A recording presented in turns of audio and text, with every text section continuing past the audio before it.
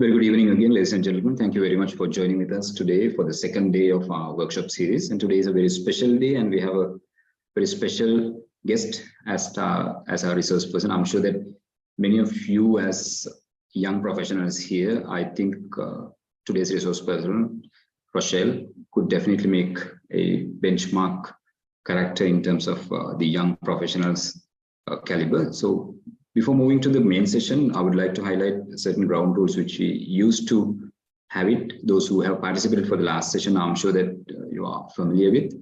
Let me quickly go through. We have a core session, most probably one to 1.5 hours, around somewhere around 9 o'clock. We'll be concluding our core sessions where we will not disturb the resource personnel within that core session, which means we will not be having this chat box activated, as well as we don't allow audience to ask their questions through even raising your hands. Again, we have a YouTube live streaming as well in parallel. If you have any difficulties to log in with Zoom platforms, we recommend you to log into or connect with the YouTube live streaming, where you have to subscribe the channel to access the chat box. Why you need to access to the chat box is mainly to have your questions raised at the Q&A session and to mark your attendance. Let me highlight to mark your attendance. That is very important. There were a few humps and bumps even in the last session. People couldn't mark their attendance. We will recommend you to mark your attendance. It will only be shared within the chat boxes of Zoom platform as well as in the YouTube live streaming, where it could be at any time. So you have to be vigilant enough to get that attendance to be marked as a Google form, where we will inform you. It is open, but it will be open for a window of 15 minutes only, and then we will close. Where you need the 100% marking attendance, 100% attendance to be marked, and we could take an exception as a last session because maybe that was your first experience. Therefore, for next 5 sessions, you have to have all 5 sessions marked with attendance so that you would be eligible for the certificate. මම හිතමු කෙටියෙන් කිව්වොත් එහෙම අපි දැන් session එක පටන් ගන්න අපි 9 පමණ වුණතුරු අපි ප්‍රධාන දේශනය සහ ඒ සාකච්ඡාවන් සහ ප්‍රසන්ටේෂන්ස් පවත්වන්නේ. අපි ඒ අතරතුරදී අපි සම්ප්‍රදායකයට අපි ප්‍රශ්න ඉදිරිපත් කිරීමට සහ ඔහුට ඒ සඳහා අපි ඔඩියන්ස් එකට අවස්ථාවක් ලබා දෙන්නේ නැහැ. කාරණකව අපි බලාපොරොත්තු වෙනවා YouTube සහ අපි මේ Zoom platform එකේ තියෙන chat boxes සහ පමණයි අපි ඔබේ පැමිණීම ලකුණු ගන්න පුළුවන්. attendance mark කරන්නත් අපි Google form එකක් තමයි share කරන්නේ. ඒ form එක share කරපුවම අපි කියනවා share කරලා තියෙන කියලා, සහ ඒ share කරන කාල පරාසය වෙන්නේ මිනිත්තු 15ක් වැනි කාලයක්. ඒකදී ඔබට මේ chat box එකේදී, ඒ කියන්නේ මේ chat box කියන්නේ අපි Zoom එක සහ YouTube live streaming එකේ chat box එකේදී ඔබට පුළුවන් එක mark කරන්න. ඒත් එකම වැදගත් කාරණය තමයි YouTube එකේ ඔබ mark කරන attendance එක ඔබට chat box එකට access තියෙන ඔබ channel එක subscribe කළාම පමණයි. ඒත් එකම අපි මේ YouTube එකේ මේ discussion සහ මේ සාකච්ඡා සහ පරණ අපේ සාකච්ඡා සියල්ලම අපි ආකයිව් කරලා තියෙනවා.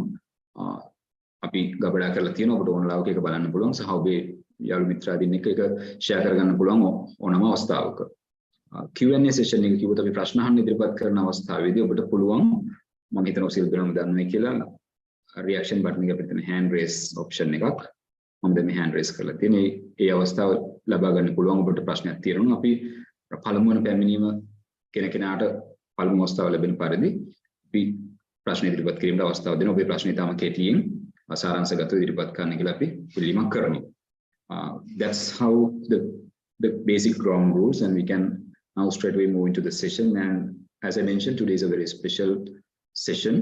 Number 1 is the resource personnel, and number 2 is the content in particular, because mostly people would struggle on how to have your effective speech done, and Rochelle will be sharing her experience as well as the standard experience on what to do, and she would definitely share her own experiences. I have seen her excelling in many stages, not only Toastmasters, and also she's into public speaking in general. And the latter part, or the second part, would be mostly into introduction to make a keynote speech and its script. So that again could be very important especially for the younger professionals here, for your career to develop. And it doesn't matter whether it's you young or senior or matured. These keynote speeches could be at any category, so that could be very important I'm sure her tips and standards and tools would definitely be useful for our life in the future. To introduce Toastmaster, in fact, she's a Toastmaster, and I had the privilege of working with her last year she was the president of Kotlavale Defense University KDU Toastmasters Club. So we called her the immediate past president, technically. And currently she works for News First as a journalist, though she's a final year student of the law faculty of Kotlavale Defense University. Ladies and gentlemen, let's welcome on screen Rochelle Tumodere, is our resource person today. Rochelle, it's over to you. Thank you very much, Mr. Nalim, for that lovely introduction. And hi, everyone. Good evening. So I'm Rochelle. Now, it's really nice to see a lot of participants today as well.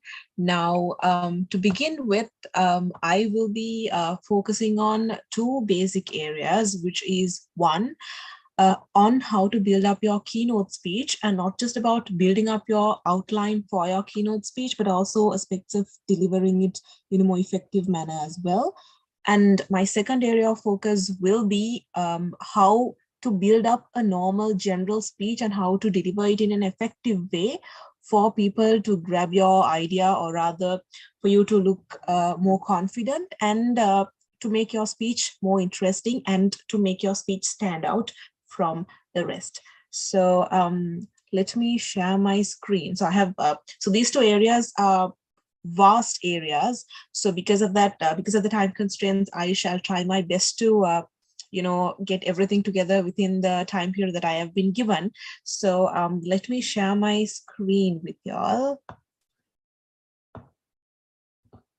Okay.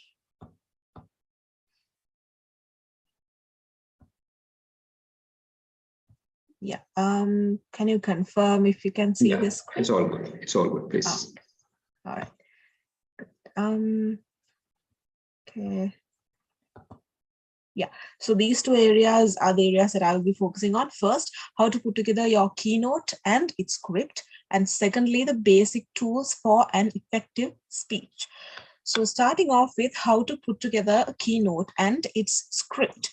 Now, first of all, if you have been invited to do a keynote address, congratulations, because if someone asks you to do a keynote address, that means that this certain person has faith in you and they have faith that you can create an impact to a given audience. So because of this, now today, one thing that I need you to understand is that I'm not giving you a set of rules or regulations as to how you are going to build your keynote address, but rather a set of guidelines that you can follow up with when you are making your keynote address and when you all are delivering it, or rather some tips that you all can use. Because now, if you are being given to do a keynote address, that means they believe in you and you are being given to do it in your area of expertise. So I am no person to tell you, do this, do that. So I will be giving you a set of guidelines. I will be going through a set of guidelines which you can follow up to make it more effective and more engaging with what the audience that you will be in, because you are speaking in the field that you are an expertise in. Now, to start off with, now, first thing that I want to highlight here is the main idea. Now, to say this a little bit in Sinhala as well, then ඔයාලගේ keynote address එකක් කියන එකට මම අද කියන්නේ කිසිම විදියකින් මේ විදියට කරන්න කියලා ඔයාලට rules කියනවා නෙවෙයි, මේකට ඔයාලට guidelines වගේක් දෙන්නේ, මේ විදියට කරොත් මේක තවත් හොඳ වෙන විදියක්. මොකද ඔයාලට මේ වගේ speech එකක් කරන්න කොයි හරි ආයතනයකින් හරි මිනිස්සෙක් හරි කවුරු හරි ඔයාට invite ආරාධනා කරලා තිනවා කියන්නේ ඒ පුද්ගලයා ඔයා ගැන some faith in you, right? So ඒ හින්දා ඒක ඔයාගේ දක්ෂතාවය හින්දා ඒක ඔයාගේ පුළුවන් ඔයාට හොඳම පුළුවන් ඒරියා එක හින්දා ඔයාලා තමයි ඒක build up කරන්න ඕනේ. මම අද කියන්නේ ඔයාලට පොඩක් guidelines වගේක් මේක තවත් හොඳ විදියට කරගන්න. So to start off things with, the first thing that I want to talk to you about is the main idea. So within this, the first aspect, I will be breaking through the session into 3 parts. The first one will be how you build up your main idea. And secondly, the basic elements to write your script, basically about your script, how to come up with a proper script for your keynote address, and in a way that it's more effective, and the basic outline. And then last but not the least, how to remember your flow, because what I have seen personally and what I have personally gone through is that no matter how I build up a proper script and no matter how good I am at, or how good I think I am at, you know, end of the day, there are times that I go to stage and, you know, given the fact that some of us might have stage fear and might get anxiety and all of that, we tend to forget the speech, or rather the flow of the speech. We can't deliver what we have in our head. So because of that, I can give you a few tips for you to remember from my personal experience and from the research that I've conducted. So to start off with, like I said, one main idea. You need to, first of all, remember when you are being given to do a keynote address, like I said, this is because you are an expert in this given field. So you need to make sure that you have just one idea in your given keynote speech. Because one thing is, if there are so many concepts in your speech, if there are, like, for example, maybe being proactive. So if your whole keynote is going to be based on proactive, all the other concepts should derive from this very concept. You can't talk about being proactive, being persistent, being optimistic.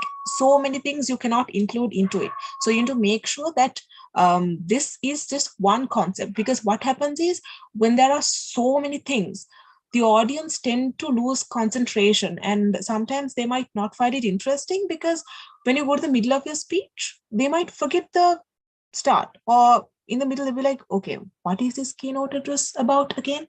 Right? They might tend to forget. So you need to make sure that you only have one main idea and everything else derives from one. You can't have concepts like, you know, if you're focusing on being proactive, then you need to focus on being proactive. Other things, like what the things that are going to help you being proactive, are the other things that flow out of this very concept. And being given now today's my address, if this is about a keynote, I'll be focusing only on a keynote. Things that help you do a proper keynote, and things, the tips that you can follow, and all the, you know, things like confident and looking confident, everything derives from this very concept. I can't be talking about a keynote address, how to deliver a humorous speech, how to deliver a normal speech, how to do comparing and all of that. I can't be focusing all the concepts, because end of the day, you also forget what my keynote was about in the first place when you go to the towards the end, or rather the mid area of my keynote. So you need to make sure that you just have one main idea for your keynote address, and to make sure that this very idea is one of the areas that you are an expert at. So if I'm to say this in Sinhala, then ඔයාලගේ speech එකේ ඔයාලා දැනගන්න ඕනේ ඔයාලගේ concept එක, නැත්නම් ඔයාලගේ මොකක් හරි අදහසක් තියෙනවා නම් මේ එක අදහසක් විතරක් මුළු ස්පීච් එකටම ගන්න. නැත්නම් දැන් මං කිව්වා වගේ ප්‍රොඇක්ටිව් නම් ඔයාගේ ප්‍රධාන අදහස ඒකට සපෝට් වෙන විදිහේ තව දේවල් ඔයාලට තියෙන්න පුළුවන්. ඒ වුණාට එක concept එකක් නැතුව තියෙන හැම දෙයක්ම කොහොම හිතන දේවල් විදිහට, through being active, එතකොට being proactive, all of that ඔක්කොම එකතු කරලා ඔයාලට ස්පීච් එකක් හදන්න බෑ. එතකොට මොකද්ද වෙන්නේ? අර මේන් concept එක proactive නම් අන්තිම මැද වගේ වෙති අහන් ඉන්න මනුස්සයටත් මතක නැහැ. හරි, මොකද්ද ඉස්සෙල්ලාම තිබ්බ මොකක් ගැනද මම කතා කරන්නේ? මොකද්ද මේ keynote එක කියන එක යාට මතක් වෙන්නේ නැහැ. එතකොට අන්තිමට වෙති මෙයාලගේ concentration එකක් නැහැ, යාලගේ interest එකක් නැති වෙනවා. ඒ වගේ දේවල් වෙනවා. ඒ හින්දා ඔයාලා දැනගන්න ඕනේ ඔයාලගේ ස්පීච් එකක් තියෙනවා නම් ක්ලියර් එක අදහසක් ගන්න. මේ අදහස මත ඔයාගේ මුළු ස්පීච් එකම බිල්ඩ් අප් කරන්න ඕනේ. ඔයාගේ වටෙන් එන ඔක්කොම අදහස් ඒකට මේ මේන් අයිඩියා එකට අදාළ දේවල් වෙන්න ඕනේ. So this is basically about the main idea. So you need to make sure you have one main idea, not like so many other ideas. Moving on to this is now basically about the script. Now moving on from one idea, now from this very idea, you need to build up your main script, right? Script as in your basic outline. So one of the things that I would personally suggest to anyone is that never, when you go to a speech, never ever by heart a speech. That is one of the worst things I'd say for you to do, because your speech needs to be very natural. So when you go to by heart it, all the natural essence of it, it just goes away. It sounds like you're just reading out a script. That is not what you want. You want the audience to understand what you're saying and to grab it and for it to be interesting. So even though I am giving you tips in order to come up with a script, that doesn't mean you need to come up with a script and by heart the entire thing, right? It's just tips that you can follow up with, where you can come up with a script, nice script, and then you study it on your own and then deliver it. So in building up a script, there are 5 main elements that I would give you today that you can follow up with in order to make your keynote more effective and in a way that it actually creates an impact. Because like I said, you have been invited to do a keynote for a reason. So you need to make sure that you do justice for whoever the person and the audience as well, because they have faith in you. So you need to make sure that you have a clear-cut idea. You know your argument, you know what you're talking about, and to make sure that it's very it has a smooth flow and that it's very interesting to the audience. So this is why I have 5 elements that you can follow up with when you're coming up with your script for your keynote address. Right. So the first thing is your clarity question. What do you mean by clarity question? Now, clarity question means basically as to what you want to gain out of it. First of all, you need to have a proper idea. You need to know for yourself, okay, what do I want out of this? What do I want my audience to feel? Because you are here to create an impact. It's not just a random speech where you just go out there and just speak about some topic, right? A keynote address is something that you are going to create an impact on. You need to have a proper goal. You need to have a proper objective in doing this very speech. So because of that, one thing that you can, one of the concepts is that the clarity question. Clarity question is, what do you want them to feel, to think, feel, and do? So these 3 concepts, this is one of the concepts that you can follow up when you're making your speech. This is the first thing that you need to focus on, your clarity question, right? So if I am to break down it into these 3 parts as to think, feel, and do, the first thing is, what do you want them to think, right? So now, for example, a person comes to enters into the room where you're doing your keynote address. They have so many things going on their head, right? And there are certain ways that these people might be doing certain things, right? Especially, studies. If you're going to talk about studies, there are ways that they might be doing their studies, right? But what you want out of this is something different. You want them to think certain things in different ways, right? So my example, so I started off with my example as being proactive. So I'd continue with this very concept throughout, right? So being proactive means basically doing something rather than when you're asked to do, you create something on your own. That's basically called being proactive. You do it on your own. That's basically being proactive. So what do you want them to think? So what you want them to think is that, I need to do something more than this, rather than following instructions, rather than listening to someone tell you, rather than waiting for someone to tell you to do, okay, you do this, you do this. No, you think from your end and keep a step ahead and go ahead with your own idea, right? For example, at a workplace, if they are finding it very difficult, to manage things, you don't have to wait till your manager or boss tells you, okay, you should do this, you should do that. No, you think on your own, you think, okay, what's going to benefit them? And then you keep your step ahead and you work on yourself, right? Rather than just waiting for people to instruct you. So this is basically what you want them to think.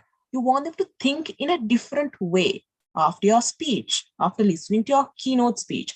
You want them to think in a different way, not in the ordinary way that they used to think, right? So this is what you want them to think. So when you're building up your speech, you need to understand, okay, so now this person comes in. So what I want them to think differently. You need to understand that first. And secondly, what do you want them to feel? Feel means now, especially given the current context in the country and all the issues that these people are going through, they are very demotivated. People might be very demotivated, feeling down and, just stressed out, right? So that's something that all of us go through. And especially now, imagine you are being given to do a keynote. So some people might come after university. So these people are so stressed out because they might be stressed out with academics and all of that. And they might be, they don't know what they're doing. And even when it comes to work, they might come after like a job. So when they come like that, okay, they're worried about their job, they're worried about their finances, and they might be going through, because all of us go through something in our lives. So because of which we might be very demotivated. So what we want them to feel, right? So you might want them to feel more motivated, right? They might come into this room demotivated, but you want them to leave in a motivated way. For example, so the example that I took, being proactive, right? So what do you want them to feel? If you're talking about being proactive, right before they come, okay, they're very demotivated and all of that. They don't know what they're doing. Okay, so they doubt themselves. They don't take a step ahead because they doubt themselves. So if they're doubting themselves, what do you want them to feel when you get out of that room? It is that, no, I can be proactive. I can keep a step ahead and do things on my own. I don't have to listen to someone. Those are the things that you want them to feel, right? So it is very important that you change the mindset, the thinking mindset, and what they feel through your keynote. This is basically about creating an impact on a person. So that is why what you want them to think and feel is very important. And the final point is what you want them to do. This is very, very important, because no matter what you do, if they don't follow up with your speech, or rather if you're talking about something, if they don't follow anything that you tell in your speech, I'm sorry to say, but your keynote was not useful. For example, taking this very session.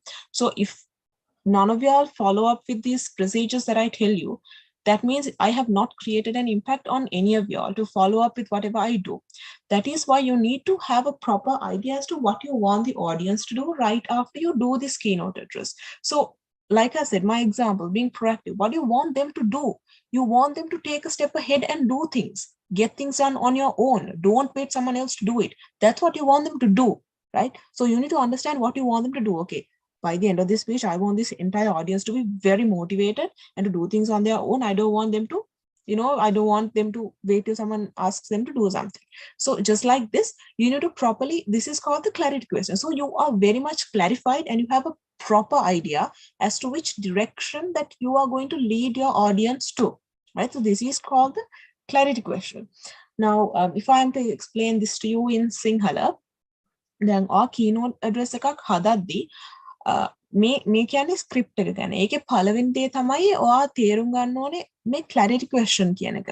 මේ clarity question එක කියන්නේ මම කෙටියෙන්ම කිව්වොත් ඔයාට මොකද්ද ඔයාගේ අහන් ඉන්න කට්ටියට දැනෙන්න ඕනේ, මොන විදිහකින්ද එයාලට දැනෙන්න ඕනේ. එතකොට එයාලා හිතන විදිහ වෙනස් වෙන්න ඕනේ. එතකොට එයාලා මොනවද කරන්න ඕනේ.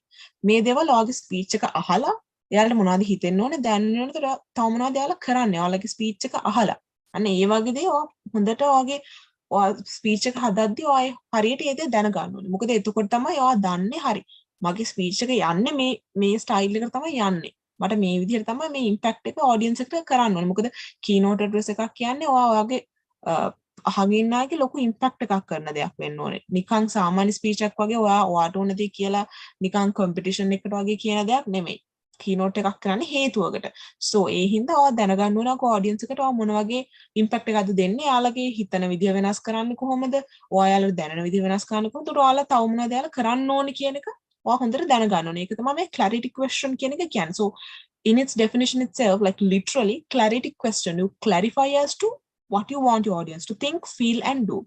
Like I said, do part is very important, because like I said, if they don't follow what you are asking them to do, then there's no point in you doing your keynote address. And moving on to your second element, it is your argument. Now, when you are doing a keynote address, now it might go to a span of 15 minutes. 15 minutes can be the keynote address, for example. So throughout this 15 minutes, Now, the attention span of all humans, that is very low. And when it comes to studying also, what I've heard is that, 20 minutes, you have to take a break every 20 minutes. That's how much you can keep your concentration in one go. So because of this, you need to make sure that your speech has a proper flow from your introduction to your body and to your conclusion. This is very important. So your argument means what's the path you want to take your audience on, right? Where are you leading this audience to? You can't just come here and, just talk about a topic.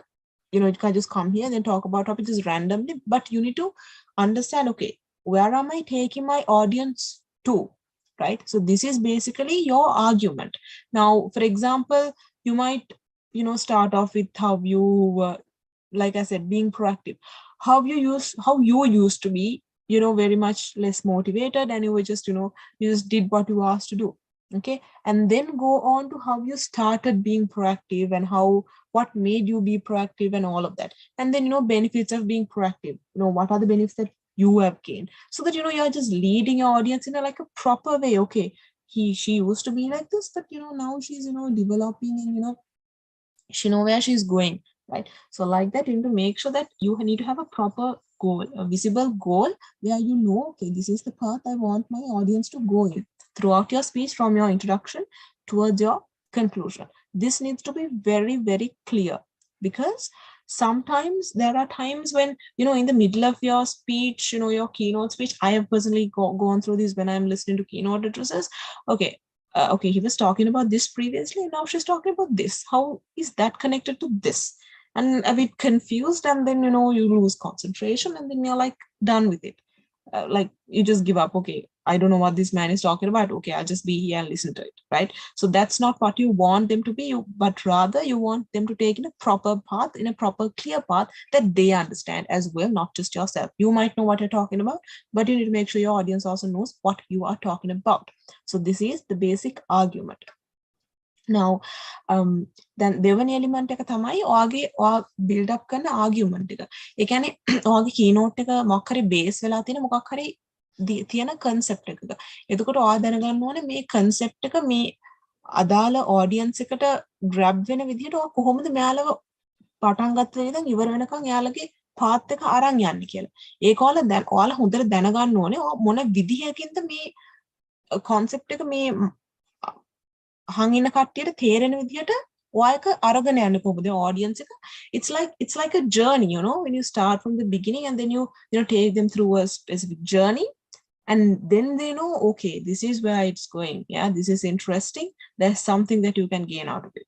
So that is basically your argument. You need to build up your argument, and you need to build up in a nice way where you take your audience in a nice journey throughout your keynote address. Right. So like I said, being proactive can be taken.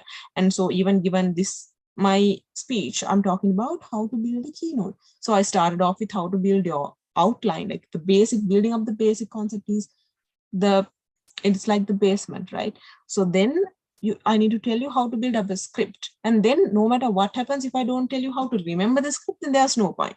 Then I will be going on to how you can remember the script. So my basic aim is to make sure that the audience knows how to properly make a keynote address and then deliver it properly. So this is basically pathway that you are going to take your audience in, which is very important, your argument. And moving on to the second point is your proof. Now, this is a very, very important concept, because you might just come here and talk about a topic, but why should the audience listen to you? You might be talking complete nonsense or some lie that you just build up for yourself, right? Any person can do that. Any person just come here and just talk about something. But what's important is that how can you prove what you're talking is true? Yeah. So that's something that you need to properly think of. So you need to prove your points, just like, so I am a law student. So when you go to courts, you just don't tell to the judge, okay, this man is innocent. No, you need to prove why is he innocent. You need to build your arguments for that. Just like that, when you're saying something also, you just don't randomly say something, but you have, specific points which are going to support your idea to prove that it's right. So that's basically what's your proof to the truth. This is third point you need to understand when you're building up a keynote. And this too doesn't mean that you need to bring like 10 or 12 stories into your keynote to make sure that, okay, they know I'm telling the truth. No, you don't need to do that. A maximum of 3 to 5 major points would be more than enough to prove. Not even 5 would be necessary, just 3 to 5, minimum of 3, maximum of 5 would do, in order to prove your point, in order to prove that, okay, you are talking about this and this should be making sense, that you're talking, that you need to make sure that people know that you're talking some truth.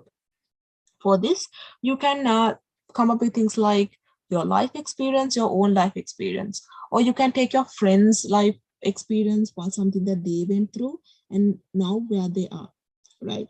And then, for example, if you're talking about like a business or something, then you can bring real life examples. Okay, how this business failed, but but if you did this, this wouldn't have happened. So like that, you can bring real life examples in order to prove your point. That's one of the important things that you need to make sure, because no matter how much you put in effort in order to build up your keynote, if you don't have points to prove that what you're talking is true, then there won't be any point in you doing this very keynote address, right? So proving your point is very important. Now, to explain this in Sinhala, ඔයාගේ keynote එකේ ඔයා දැනගන්න ඕනේ ඔයාට මේකට අදාළ මේ ඔයාගේ මේ අදහස ඔප්පු කරන්න ඔයාට points තියෙන්න ඕනේ. ඒ කියන්නේ ඔයාට මොකක් හරි අදහසක් තියෙනවා. දැන් මම කිව්වාගේ proactive. එතකොට මේ proactive කියන එක මේ අදහස prove කරන්න ඔයාට තියෙන්න ඕනේ තව ඒකට අදාළ තව තමන්ගේ ජීවිතේ තමන් experience වෙච්ච දෙයක්. වගේ ඒ වගේ points උපරිම 3ක් හෝ 5ක්. අඩුම 3ක් වැඩිම 5ක්.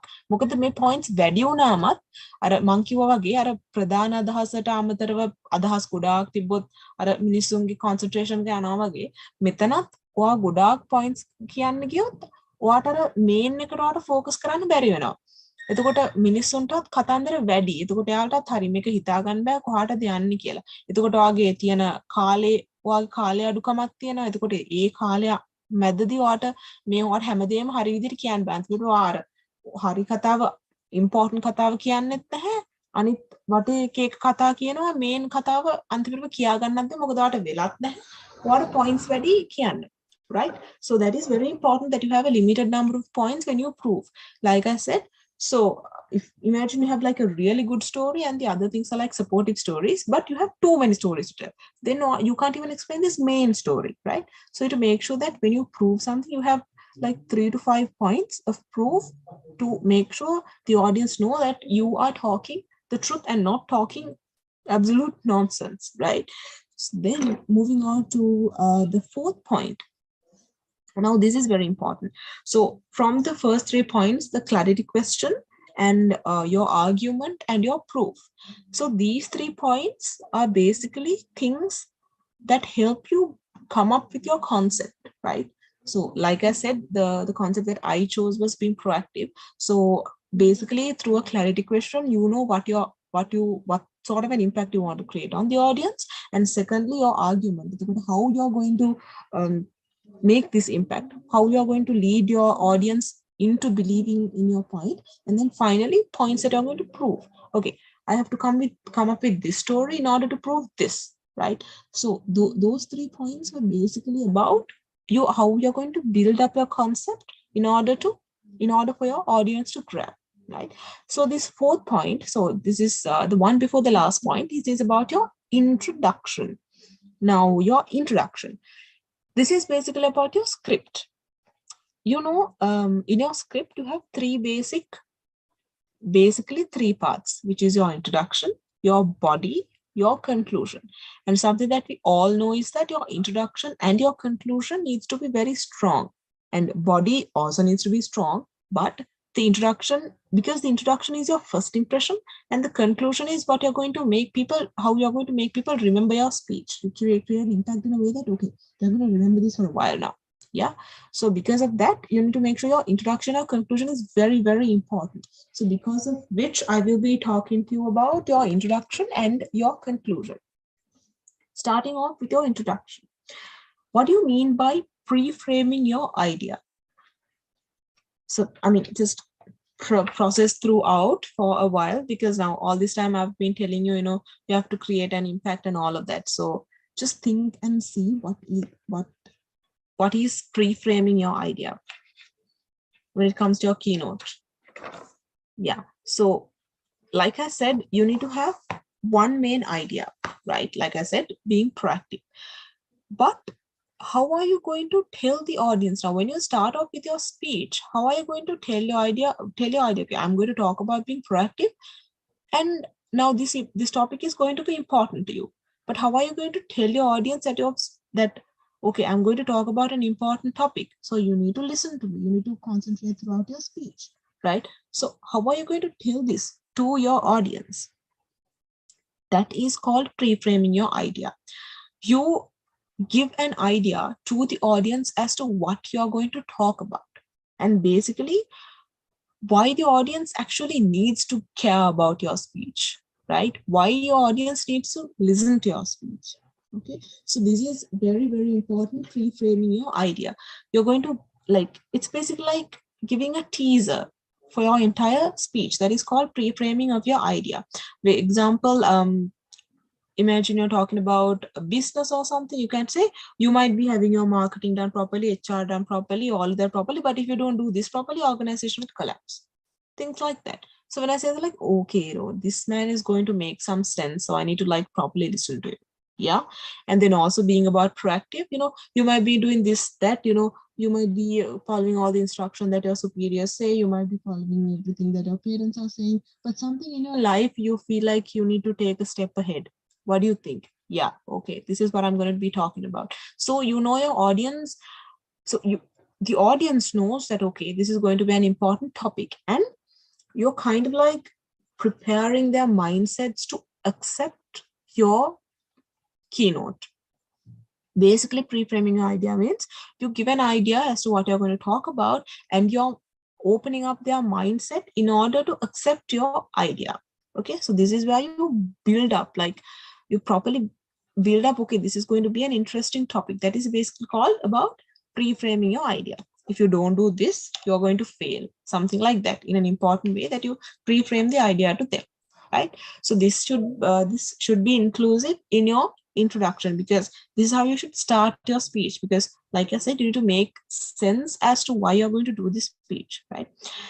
Now, in your introduction, you need to first give a proper outline on your entire keynote as well, right? Because sometimes in the end you'll be like, okay, saying from this to this, you're going like I said, the journey that I want you all to take your audience in, might be taking up the people in a journey, but they're also kind of lost. Okay, why did we go from this to this and from that to this, right? So you need to make sure that your audience knows what is your outline, right? So it is through the introduction that you give them the proper outline. You give them an outline as to, okay, this is going to be this within this frame only that my speech is going to be. Okay, I'll be talking about how to be proactive and how being proactive can benefit your workplace, your academic life, and even your day-to-day life, how it is going to benefit you, right? And apart from that, talking about being persistent and being optimistic or whatsoever, it's going to be within the frame. Yeah, so you need to make sure that you tell them. So like I did in the beginning, first of all, I'm going to tell you how to come up with a basic idea, and then do your script, and then finally how to deliver it in a way and how not to forget your speech in the middle of your speech. Like that, you need to what ways you're going to outline this is basically the second part of the introduction. After you pre-frame your idea, after you open up their mindsets in a way they're going to accept your idea, second thing is you need to give them an idea of the whole outline that your speech is going to be in. Okay, so this one of the ways that you can outline your keynote is outlining is basically building up your speech like in a nice flow. So one of the things is that one of the approaches is that I have used here is the me we approach. Because like I always say, a keynote address is something that you're going to create an impact on, right? You're going to create an impact on the audience. So because of that, you need to know what you're talking about, and you need to understand that, okay, you want the audience to have faith in you. You want the audience to have trust in you. So the me, you, and we approach is kind of a very effective way in order to build up your outline, right? So what is the me, you, and we approach? So just at a glance, you can say, okay, you talk about me, you talk about you, and then you talk about us, right? So that's what you can like see at a glance. And well, that is very true. Okay. So starting off with, so you have to break your outline into these three aspects: about me, about you, and then about we, right? So starting off with me. So in your introduction, you need to tell, so in your speech, you need to tell your story, your introduction about your life. Who are you? Why are you an expert in this field? And why are you talking about this topic in the first place, right? So you need to know your story, yeah? And why is this very concept important to you? Now, you might be talking about, so keynote addresses can be of various types. One thing is it can be a very technical one, but like about maybe about how to build up your speech and all that. That is a very technical one. And then there are very motivational keynote speeches as well. And thirdly, there can be also very things that actually talks about a certain thing, very knowledgeable keynote addresses. So they can be various types. So especially when it comes to a motivational thing, you're going to motivate your audience. So you need to make sure you need to understand that you are going to create an impact on them. So then how is this very concept important to me? Because I am talking to you with my own experience. And so because of which you need to have trust in me, right? So for that, you need to tell the audience as to why this is important to yourself. So first thing is you need to tell your story, your introduction, your part of the introduction, and then why is the story important to you, and why you are an expert to be talking about this thing. Because like I said, whatever the keynote address that you are given for is because you are an expert in this very field. You might be knowing that, your institute might be knowing that, and even the person who invited you might know that, but not your audience is going to know why you are an expert in this field, right? So you need to make sure for them to trust you, you need to tell them, okay, this is why I can talk about this topic. I've been going through this all this time, and I've been doing this, I've been doing that, and that is why I'm here standing here in front of you talking about this very thing, right? So like that, you need to make sure you give an introduction about yourself to the audience, about your story and how this is important to you, and then why are you talking about this, right?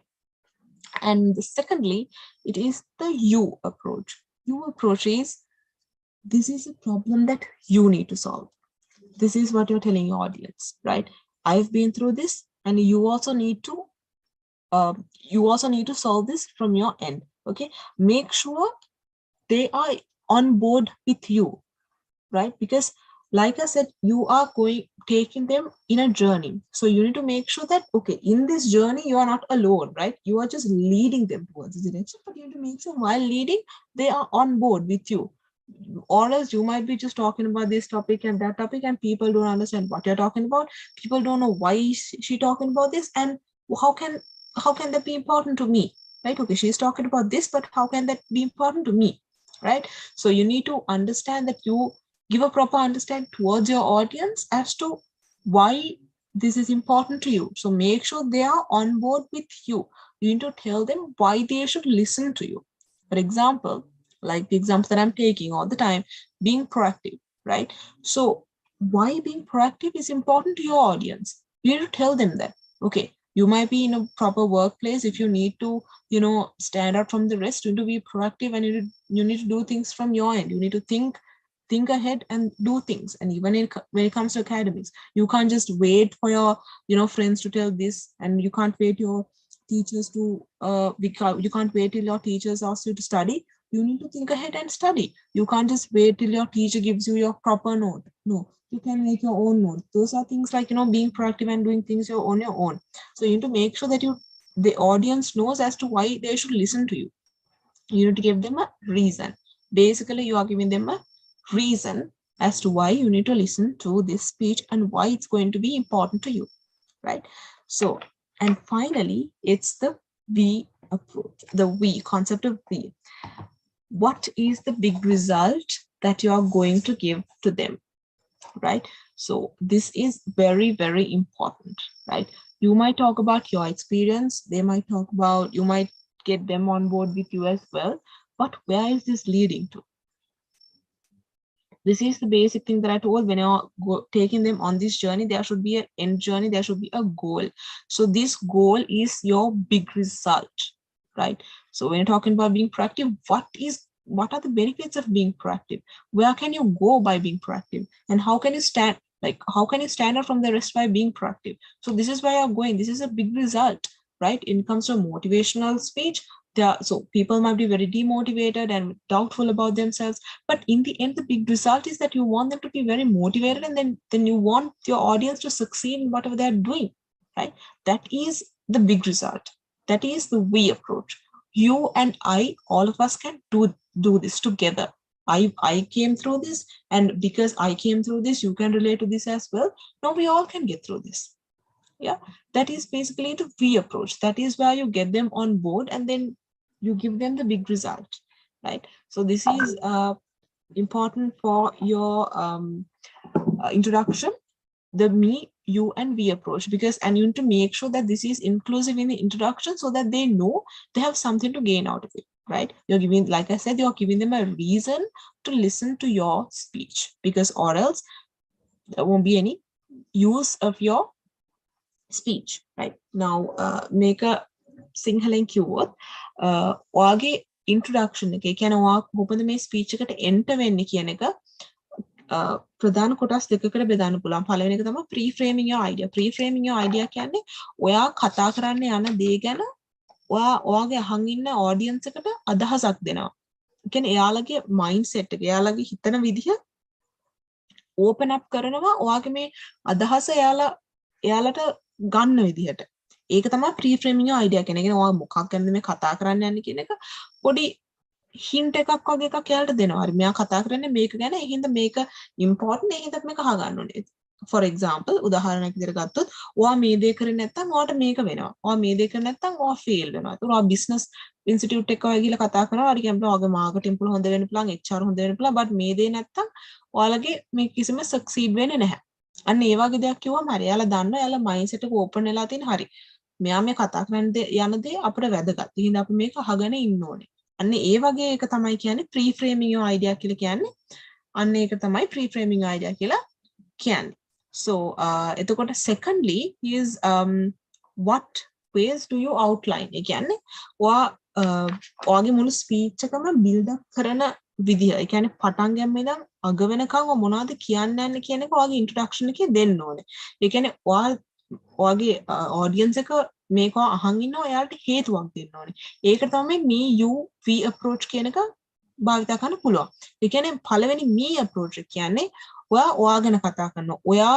ඔයා ඇයි මේ ගැන කතා කරන්නේ? ඔයා මේ වගේ මේ topic එක ගැන කතා කරන්නේ? ඇයි ඔය සුදුසු පුද්ගලෙක් වෙන්නේ? එතකොට ඔයා මේ topic එකට අදාළ වෙන විදිහට ඔයා මොනවද ඔයාගේ ජීවිතේ ගිහින් experience කරලා තියෙන්නේ? හරි. ඒක තමයි me approach කියන්නේ. එතකොට you approach කියන්නේ ඔයාගේ audience එකේ. එතකොට audience එකේ එක්කනට කොහොමද මේක වැදගත් වෙන්නේ? අහගෙන ඉන්න කෙනාට මේක කොහොමද වැදගත් වෙන්නේ? එතකොට මේක ඔයාට තියෙන ප්‍රශ්නයක්, ඔයාට මේක ඔයාටත් තියෙන ප්‍රශ්නයක්, ඔයාත් මේ ගැන හිතන්න ඕනේ කියන concept එක අපි දානවා. ඒතර ඔයාගේ audience එක ඇයි audience එක මේක අහගෙන ඉන්න ඕනේ? හරි. ඒක තමයි you approach එක කියන්නේ. කියන වගේ audience එකට ඔයා හේතුවක් දෙනවා, ඔයා කියන එක අහගෙන ඉන්න. And then finally is the we approach. ඒ කියන්නේ දැන් හරි, මටත් මේ ප්‍රශ්න තියෙනවා, ඔයාටත් මේ ප්‍රශ්න තියෙනවා, අපි එකතු වෙලා අපි මොකක්ද දැන් මේක කරන්න යන්නේ කියන වගේ end result එක. දැන් මම කිව්වා වගේ ඉස්සෙල්ලාම අර second point එකේ මම කිව්වා ඔයාගේ argument එකක් build කරනවා, ඔයාගේ audience එක යම් කිසි path එකක අරන් යනවා. ඒකට අරන් යන්නේ අන්තිමට කොහෙටද? ඒක තමයි we approach කියන්නේ. කියන්නේ මේ ඔයාගේ speech එක වල මොකද්ද බලාපොරොත්තු වෙන්නේ? ඒතකොට මිනිස්සෙක් කවුරු හරි ඉන්නවා නම් මෙතන audience එකක හිතනම motivational දෙයක් කතා කරනවා කියලා හරිම demotivated, කිසිම දෙයක් අනිත් කිසිම motivation එකක් නැහැ. ඒකට අන්තිමට end result එක වෙන්නේ ඔයාට ඕනේ ඔයාගේ අහන් ඉන්න කට්ටියට ගොඩක් මොටිවේට් වෙන්නේ. like to be like motivated to be empowered and all of that. what audience එක ඒක බලාපොරොත්තු වෙනවා. what audience එකට ඒක තමයි දෙන්න ඕනේ. හරිද? ඒක තමයි interaction එක. කියන්නේ ඔයා basically ඔයාගේ interaction එකේ මේ දේවල් තියෙන්න ඕනේ. මොකද ඔයාගේ audience එක දැනගන්න ඕනේ මේ ස්පීච් එකකින් එයාට යම් කිසි දෙයක් ජීවිතේට ලබා ගන්න තියනවා කියලා. So that is basically about your interaction.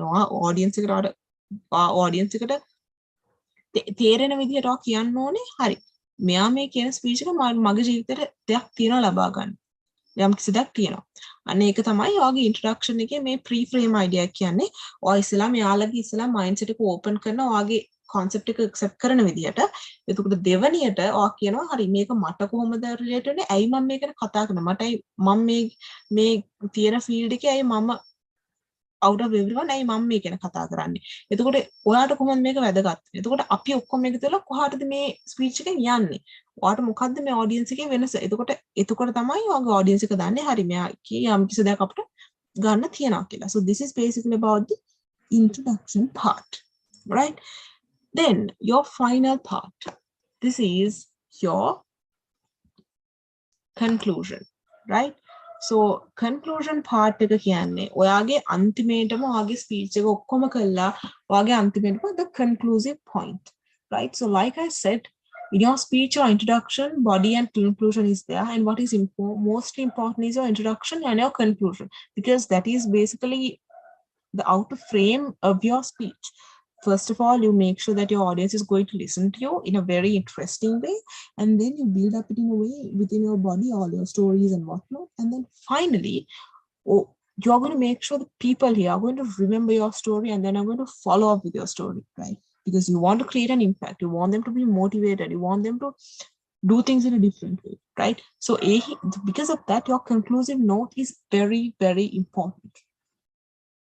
There are different ways that you can make your conclusive note very effective, or rather very attractive and in a memorable way. One thing is that end your story with like a backup premise to back up your main idea, right? So that is basically then, like I said, you're talking about being proactive. You need to make sure that no matter what your content is going to be in your speech, you need to make sure you're always talking about being proactive. You might be talking about all the other concepts in the world, but you need to make sure that all of these evolve around your very main concept.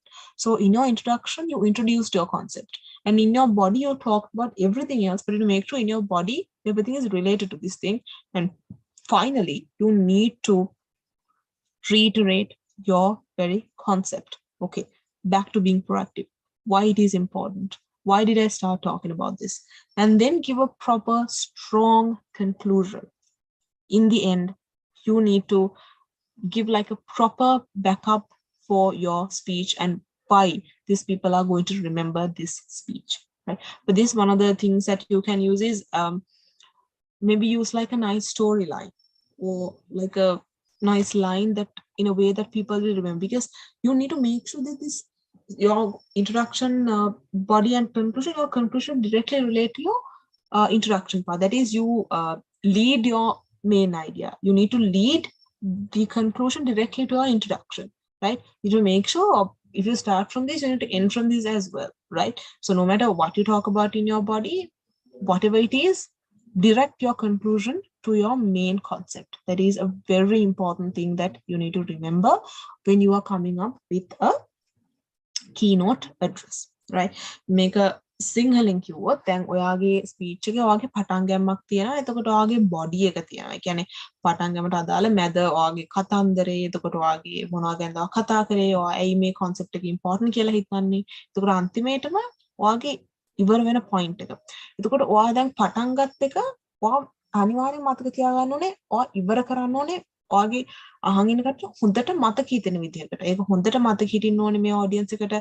එතකොට එතකොට ඒකට අදාළ වෙන විදිහට හොඳට backup කරන්න ඕනේ ඔයාගේ අයිඩියා එක. එතකොට ඔයා මේ අන්තිමේටම ඔයා ආයිත් මුලට කනෙක්ට් කරන්න ඕනේ ඔයාගේ මුළු ස්පීච් එක. මොකද මේ ස්පීච් එක යන්න පුළුවන් විනාඩි 7කට විනාඩි 15කට මොකක් හරි ඔයාගේ තියෙන වෙලාවට එනකොට මතක තියාගන්න දැන් මේ වෙලාව අතරතුර ඔයාගේ ඔඩියන්ස් එකට ගොඩාක් අදහස් දුන්නා. ගොඩාක් කතන්දර දුන්නා. එතකොට ඔයා මතක තියාගන්න ඕනේ මොනවා වුණත් හරි මම කතා කරේ මේක ගැන.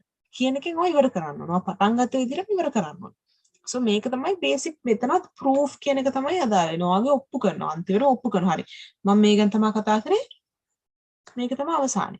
කියන එක ඔයාට ඔය හරි විදිහට එක conclusive note එක දෙන්න ඕනේ. So because conclusion කියන්නේ හරිම important දෙයක්. මොකද ඔය මොනවා ගැන කතා කරත් වැඩක් නැහැ. ඔයාගේ audience එක මේක හරියට මතක තියෙන විදිහට ඔය මේක කරන්න ඕනේ. So ඒක තමයි ඔයාගේ conclusive note එක කියලා කියන්නේ. So now this is basically the outline that I want to talk to you about when it comes to a keynote address. Keynote the speech aspect, the script aspect, right? The script of your keynote. This is basically about the script. And then finally, now I spoke to you about how you're going to come up with a proper idea, and that you need to make one idea and not like 1,000+ ideas. And then secondly, how you come up with a proper script with a nice flow in a way to create an impact. And then finally, how you should deliver this and deliver in a way that you don't forget it. So how do you remember your speech? So this one of the important approaches that you can use, one of the effective approaches I'd say that you can use is the segments approach. Segments approach is that, like I said in the beginning, never ever try to by heart your speeches, especially when it comes to a keynote address. Imagine you're talking about something motivational. If you're going to be reading out a script with zero emotions, and it trust me, it becomes obvious. No matter how much you try to make sure you're going in a really natural flow and whatnot, trust me, when you by heart a speech, it becomes very obvious to the audience. It is not natural at all. It looks like you forced, you're forcing your speech. So because of this, you should never by heart, because back then when I started, giving speeches, I also had this very bad idea of by hearting your speech, because now in Toastmasters, we have a lot of guidelines that we need to follow. If you are given a time period of 7 minutes, you can't exceed 7.7 minutes and 30 seconds. Your entire speech gets disqualified. And if you go lower than a given time period, then also you get disqualified. So because of that, like very strict, you need to follow this given time set. So because of that, I had the bad habit of by hearting my speech and going out there and just delivering it. So when I by heart, what happens is, if I forget 1 or 2 words, I forget the rest. You forget the rest of your speech. Trust me, it happens. Then you try to remember something out of nowhere, and then you started telling that, and then that's also going nowhere, and then your entire flow is broken. So that is why I strongly tell you, never ever try to by heart, not your speech, not your keynote, nothing. Make sure you have a very natural flow. So that is one of the main ways that you can actually not forget your speech, because you have a proper flow. Now, what do you mean by the segments approach is that you break your entire speech into maximum of like 4 segments, right? First of all, it can be your introduction part, then break your body into like 2 parts, and then the conclusion. Have like different stories that you build up. Yeah.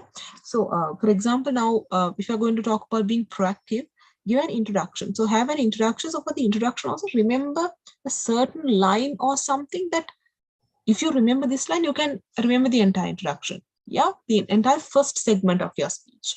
You have to have something like that. And then a second speech. Okay, you have to have maybe a small storyline that you can remember, you can keep in your mind, so that when it comes to this storyline, okay, my second segment is based on this very storyline, so you know what you need to talk about. And then the third segment also, remember one thing that is going to be in your head in a way that it's going to make sure you remember the third part as well.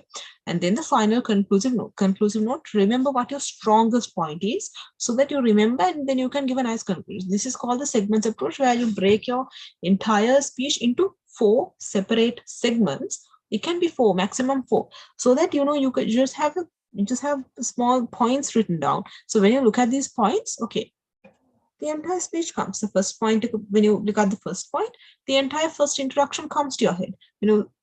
Look at the second point, okay, the entire second part comes, third and fourth equally, right? So because of that, it is very important that you follow up the segments approach, right? That is one of the approaches that I also use. Or another thing is that some people find different colors and all very you can remember well. So especially when it comes to studying also, you use all these highlighters and whatnot to remember things. So using a proper color code in your speech can also be very effective. So you know, okay, first you start, you put like a green mark and then write something, and put a pink mark, and you know, for the second part you mark it as pink and the third part as orange, so that you know you have the color code in your mind. You're like, okay, under green I have to talk about this, right? So like that, a color code is also one thing that I also personally use, especially to remember keywords, because in your, not just your keynote, but in any speech, you can have certain key points, key aspects that you want your audience to grab.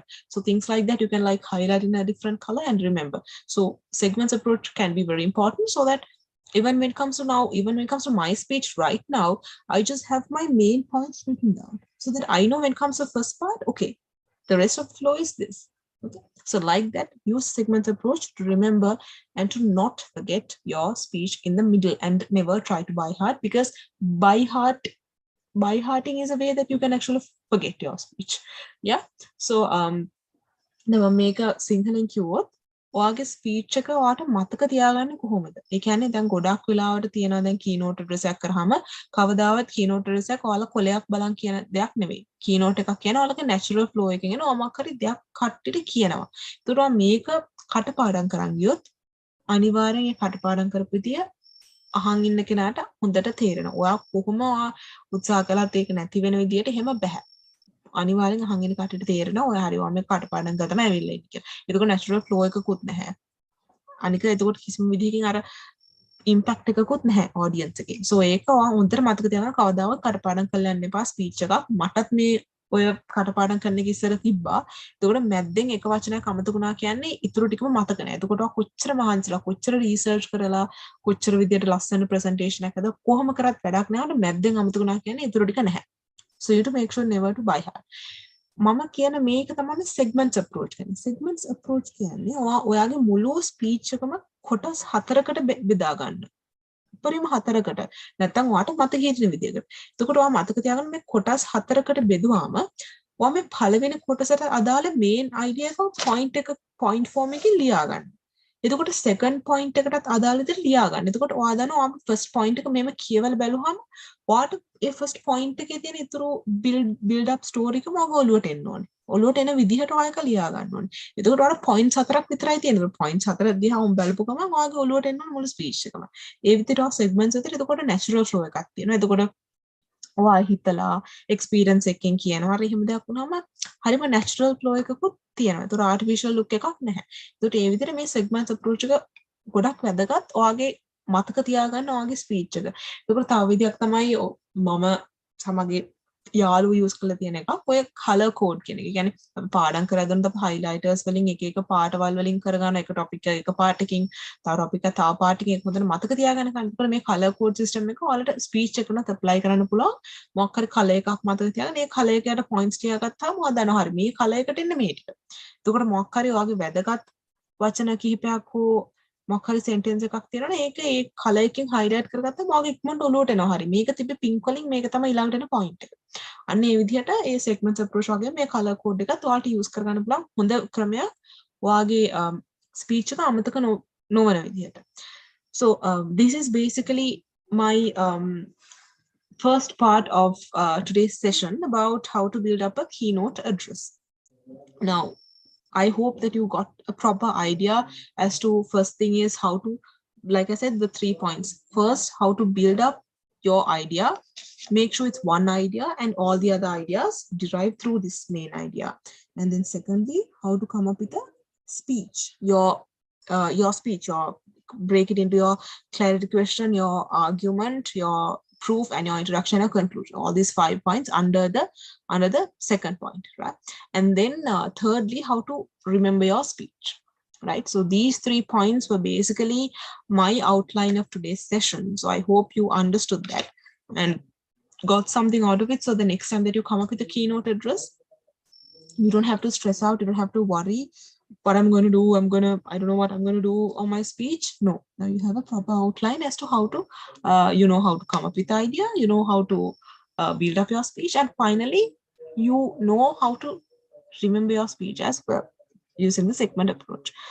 So now I hope that you all actually gain something out of it. Now, the next point, now since it is already 8:40, I am planning to end my session by 9 o'clock so that we have half an hour left. If you all have any questions, because I personally saw a few raise of hands, so I believe that you all have few questions. So because of which I shall move on right into my second part. Yes, Mr. Nalit, can we do that? Yes, we'll go ahead because we'll finish it.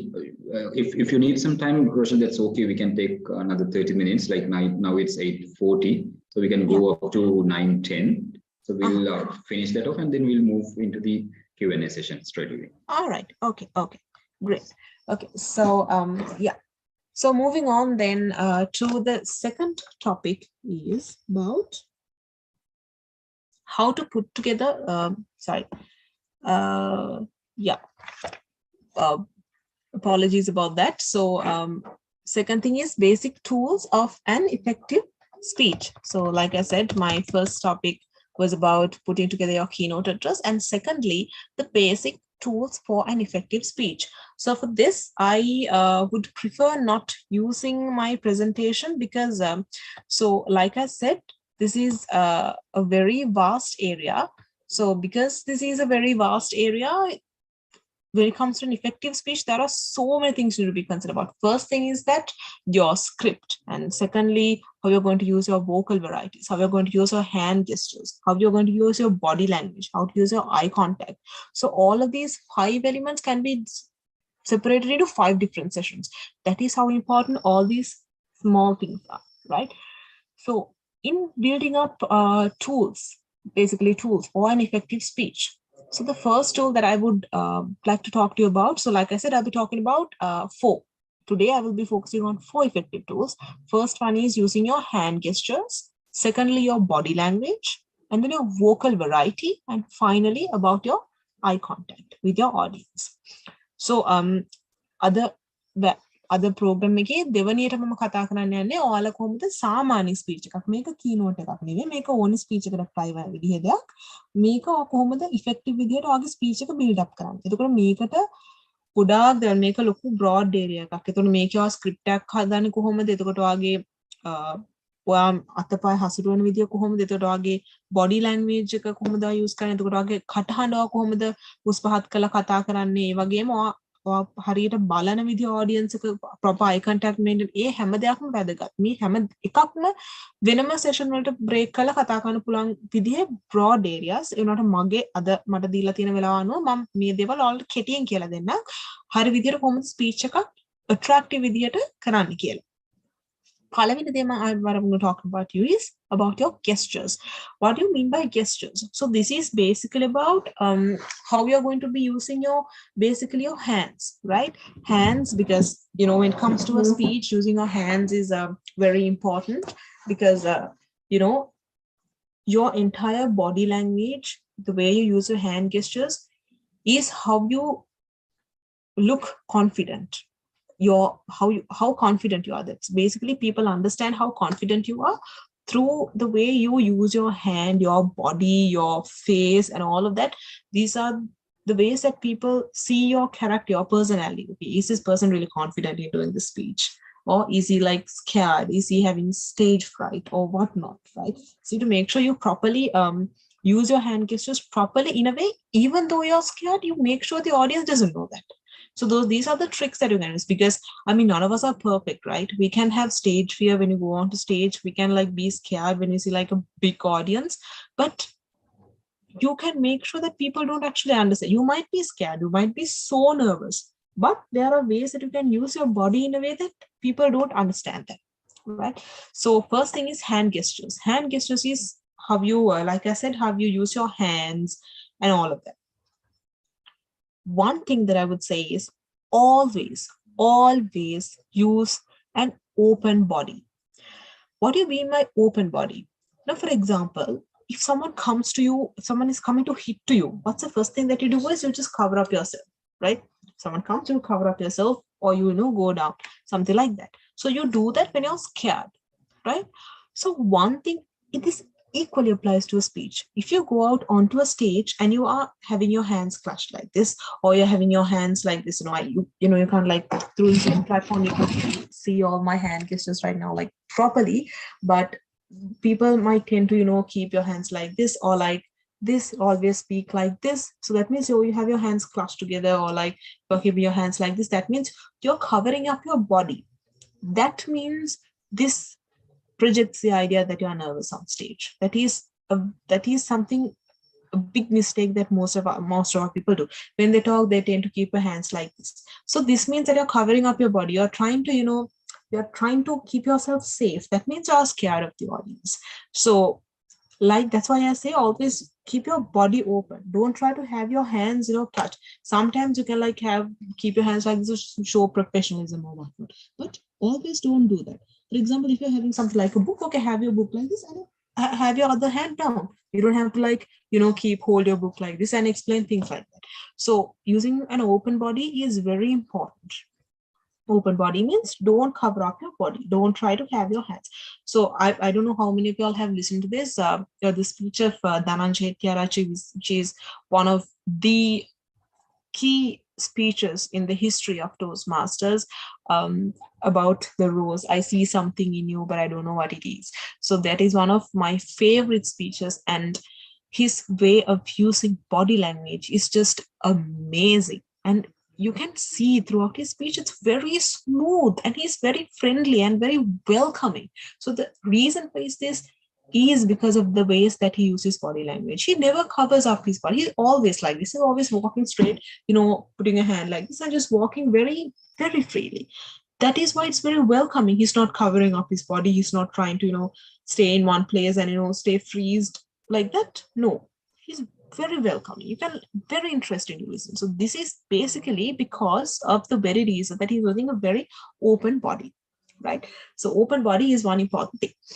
And secondly, how you use your palms. Now, there are times that, you have to explain certain things, maybe points. So in your speech, like I said, you have hand gestures, body language, vocal verbalizers. You are using your body in your hands in a way. So even when it comes to a normal speech, you can have various segments in it where you tend to use your fingers or rather your hands.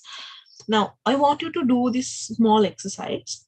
Now, look at the inside of your palms, right? Take a good look at it, like from your view. Take a look at the inside of your palms, and then take a look at the back of your palms, right? So when you compare your view from like the inside of your palms and the outer side, like rather the outside of your hands, where do you find higher eye comfort? What is more comfortable for your eyes? It is the inside of the palms, right? Rather than outside, it's the inside that it's more comfortable or rather appealing for your eyes, right? So if it is that for you, it is going to be same to your audience. So you need to make sure your hand is pointed out. If you're not this way, you don't explain things like this. Try to make it more like this. If you're showing points, first point, second point, third point, like that, show it to your audience, open palms. Show the back of your palms, because that's what the audience also finds comfortable, right? And that is also using your open body. You're not closing, you're open to your audience. So always use your open palms. This is a very important gesture. Don't never use your hands like this, right? Because this is very comfortable for the eyes of the audience, because you might see the back of your eyes, but the whole point is your audience, not yourself. So make sure you use your open palms, right? So I'm sure it just proven through the exercise that I asked you all to do behind the screen. I hope you did it, and you found that the inside was more comfortable than the outside. And the other thing is, in using gestures, you need to first know your stage, or else all these points of using an open body, open palm and whatnot is not very of use, right? So you need to make sure you know your stage, you know what your extent is. Now, for example, I've seen so many people just confined to just one location and just giving your entire speech in one, right? That's not how it should be. You should take use of your, so this is also, like I said, this is a different topic that we can talk about for hours, how you use your stage, right? Stage usage, this is one of the techniques where you break your stage into 3 segments, the ABC approach, ABC concept. That is where you have, for example, you start your speech in the beginning, in the middle, your introduction, and then you move on to a corner for your other part, and then you divert to another part for your second part, and then you make sure you conclude in the beginning. That's how you connect your introduction and your conclusion. That is one key ways that you can actually use your stage. So for that also, you need to make sure you know your stage. You need to know your stage to make sure your speech is effective. You need to know your stage. You need to know how you're going to use your stage and what is the gap that you have, what is the extent that you can use your speech, your audience in, sorry, your stage in. So you need to make sure you know that. And another thing is this use of podium. So now understand all of these concepts is still under the main topic of gestures, right? So now the podium sometimes you tend to use your podium to do a speech, especially when it comes to a keynote, like I spoke earlier, but here it applies to any speech. When it comes to a podium, never, ever, ever touch the podium. Always try to stay away from the podium and talk to the mic, right? Because if you touch a podium once, you will be leaning onto the podium from the beginning to the very end of your speech, and you do not want that to happen, because that's something very obvious that you use this as a supportive material because you're not very comfortable enough to stand on your own, right? That is a very obvious thing. So if you are to use a podium to do a speech or whatsoever, make sure you never lean on your audience. Even if you have a script, have your script in front of you, but you don't have to like have your hands on your script, and to make sure you can just stay away and then look at your script. So always make sure if you're at a podium, never tend to, lean on to your podium. That is a very important thing. And don't place your palms on the podium. So these come under your hand gestures. Like I said, these are very important for your audience to see that, okay, this is a very confident speaker, because things like gestures makes it very obvious that if you're not confident, if you're like, doubtful of your speech, if you are very doubtful of what you're talking about, then it's going to be very obvious from your hand gestures, right? And the second point that I'm going to be talking about is your body language, how you use your body. Now, this includes your entire body and how you're going to use your body, how you're going to use your body for your speech. Because when you think it's a speech, okay, you just have to use your mouth and your brain and your hands. No, I know the speech is just talking, but your entire body should support of what you are talking about, right? Now, in a speech, your introduction, in your body, you can have several storylines that you have, right? So in one of my personal speeches, one of my humorous speeches, I had this concept of a brown auntie and your mom and yourself, right? So for this, now I need to make sure that I actually properly use my body language in a way that I differentiate the mom, the brown auntie, and yourself.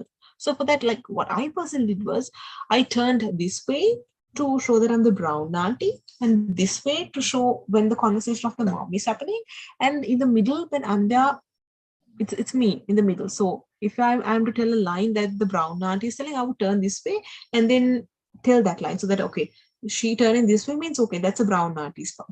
When she turns this way, okay, she's talking about a mom's part. So like that, to make sure that especially when you're coming up with a storyline, use your body languages in a way that you give the character out. Yeah, so that is a key way that you can use your body language in a very effective way, right? And in your speech, you can have various key ideas, right? In your speech, now basically imagine you're talking about confidence. There are certain lines which specify about confidence, and that's a very strong line that you want your audience to grab, right? So that means this very line, you need to make sure you give a proper pause and you use your body language, right? Pause, give a nice nod to it, right? Give your audience time to grab that. You can do all of that. The moment you freeze your body language, that means you're not moving. the audience doesn't have to process anything that's happening. If you are moving, then okay, the audience is wondering, okay, what does this move mean, right? So pause for a bit and then nod. Nodding means something like, yeah, what I'm telling you is right. That's, you can pause and nod and say the line and give a small nod so that, okay, you know, the audience knows, okay, he told a key point in his speech, right? So that way you can effectively use your body language, right? Like I said, if you're having a storyline, if you're having your characters, the main way, especially when it comes to the story, if you're building up a story, you need to use your body language. If you need to make sure the proper story goes into their mind, and for your speech to be interesting, of course. And then the third point is the vocal variety. What do you mean by vocal variety? So in your speech, so like I said, in Toastmasters, time limit is 7 minutes. So 7 minutes is, you know, quite a lot of time for a person to be listening to your speech. So you need to make sure that you have your proper vocal variety. Never ever be monotonous when you're telling a speech, right? Now, even when it comes to me speaking right now, when I am giving an important point, I make sure my vocal variety is accordingly adjusted or fixed. And then I lower my tone when it comes to, now, for example, in your speech, imagine you have something very sad and very, you know, very, you know, it's so much of emotions and all of that. But if you tell that in like a very high, like in a very high tone, then there's no point. The emotions are just gone, zero emotions, right? So you need to make sure in your vocal varieties, you use your vocal varieties according to the impression, or rather the emotion that is within your speech. We're talking about something sad, lower your tone, right? Say it in a sad way, right? And then if you're talking about something happy, talk it in a very happy way. No, high, have a higher tone, and then talk it in a very happy way. Like, you know, you can make your, build up your expressions a certain way, and your voice, you can up, you can down your voice, and you know, just play around with your voice if you're happy. And if you're confused, you use a very confused tone, right? So this, these are basically you adding color to your speech. You're not like, you're making your speech more interesting. If you say the entire speech in a very monotonous way, the same way, sad is also the same way, happy is also the same way, motivating same way, excited the same way, then there's no point. It's very boring. It's boring as hell if you tell your speech like that. So you need to make sure you properly use your vocal varieties in a specific way as well, and you need to make sure which words you need to emphasize, which words you should not emphasize, because emphasizing the wrong words can give you a wrong idea as well, right? So I mean, there are perfect examples for that, but I would not tell you these examples, but you need to make sure what points you need to emphasize and what points you need not to emphasize, right? So very important, vocal variety is very, very important, right? Especially when it comes to expressing your emotions. And when it comes to an emotional story or a happy story, excited or whatever it is, you need to make sure that you use your voice accordingly. And the final point is your eye contact. Eye contact is also a very, very important point, especially when it comes to a speech competition and when it comes to evaluations. One of the main things that judges tend to judge you is your use of eye contact, right? Because you are talking to your audience. So, for example, if in a very normal conversation, when you're having a very normal conversation with a friend, you tend to look into their eyes or like whatsoever. You don't talk while talking to them. You don't look some other way. You don't look at a tree and talk to them. You look at their face and talk to them. Same way. You don't look at the ceiling or look at the stage or look at the chairs and like empty chairs and a podium or a curtain when you're doing a speech. If you're talking to the audience, please look at your audience. You need to make sure you look at the audience. And when you look into the audience, make sure you directly look into them in the eyes, right? Then they know that this person is talking to them. Okay, when, for example, if I am there in the audience and the person giving the speech directly looks at me, it's like, oh yes, this person is talking to me and this is related to me, right? So that way you can make sure the audience listen to you, and you can have a great connection with the audience throughout the speech. Because in a speech, like I said, in the given period of time, people might tend to, lose concentration and, lose like the whole concept. They might forget the concept. But a very important, a very systematic way that you can keep your audience with you and connected throughout is your eye contact. Make sure you directly look into the eyes of the people, especially if it's a competition. Make sure you look at the judges, like properly look at them. And especially if you have an audience, don't just look at this front part, like the middle part of it. Don't just always focus on the set of people who are in front of you. There are people here, there are people there. Look at all of them. Don't isolate a certain part. Don't isolate this corner. Don't isolate that corner.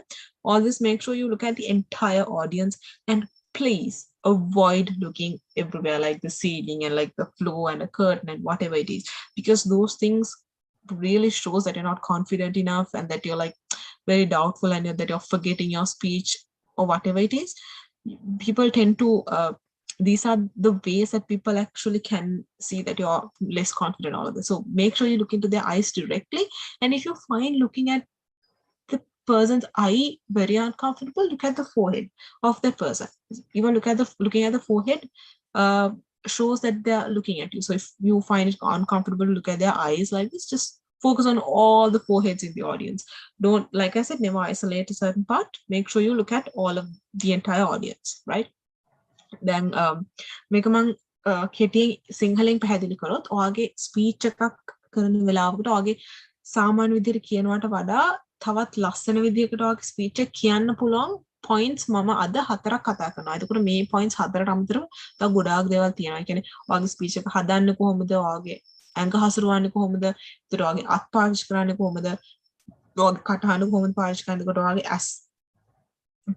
eye contact පාවිච්චි කරනකොට මේ වගේ ගොඩාක් points තියෙනවා. මේ එක point එකක් විතරක් වෙනම දවසක් අරන් ඔයාලට session එකක් කරන්න පුළුවන්. ඒනට දැන් මේ තියෙන තත්ත්වය අනුව මම මේ points අද මම වලට 4ක් කියලා දෙනවා. ඒ තමයි පළවෙනිම gestures. Gestures කියන්නේ ඔයාලගේ අත හසුරවන විදිය. එතකොට body language එක තමන්ගේ මුළු ශරීරයම ඔයාගේ speech එක කරන වෙලාවට කොහොමද හසුරවන්නේ? එතකොට ඔයාගේ කටහඬ vocal variety කටහඬ කොහොමද හසුරවන්නේ? එතකොට as ඔයා බලන විදිය කොහොමද ඔයා control කරන්න වගේ audience එක. මේ වගේ දේවල් හරි වැදගත් points.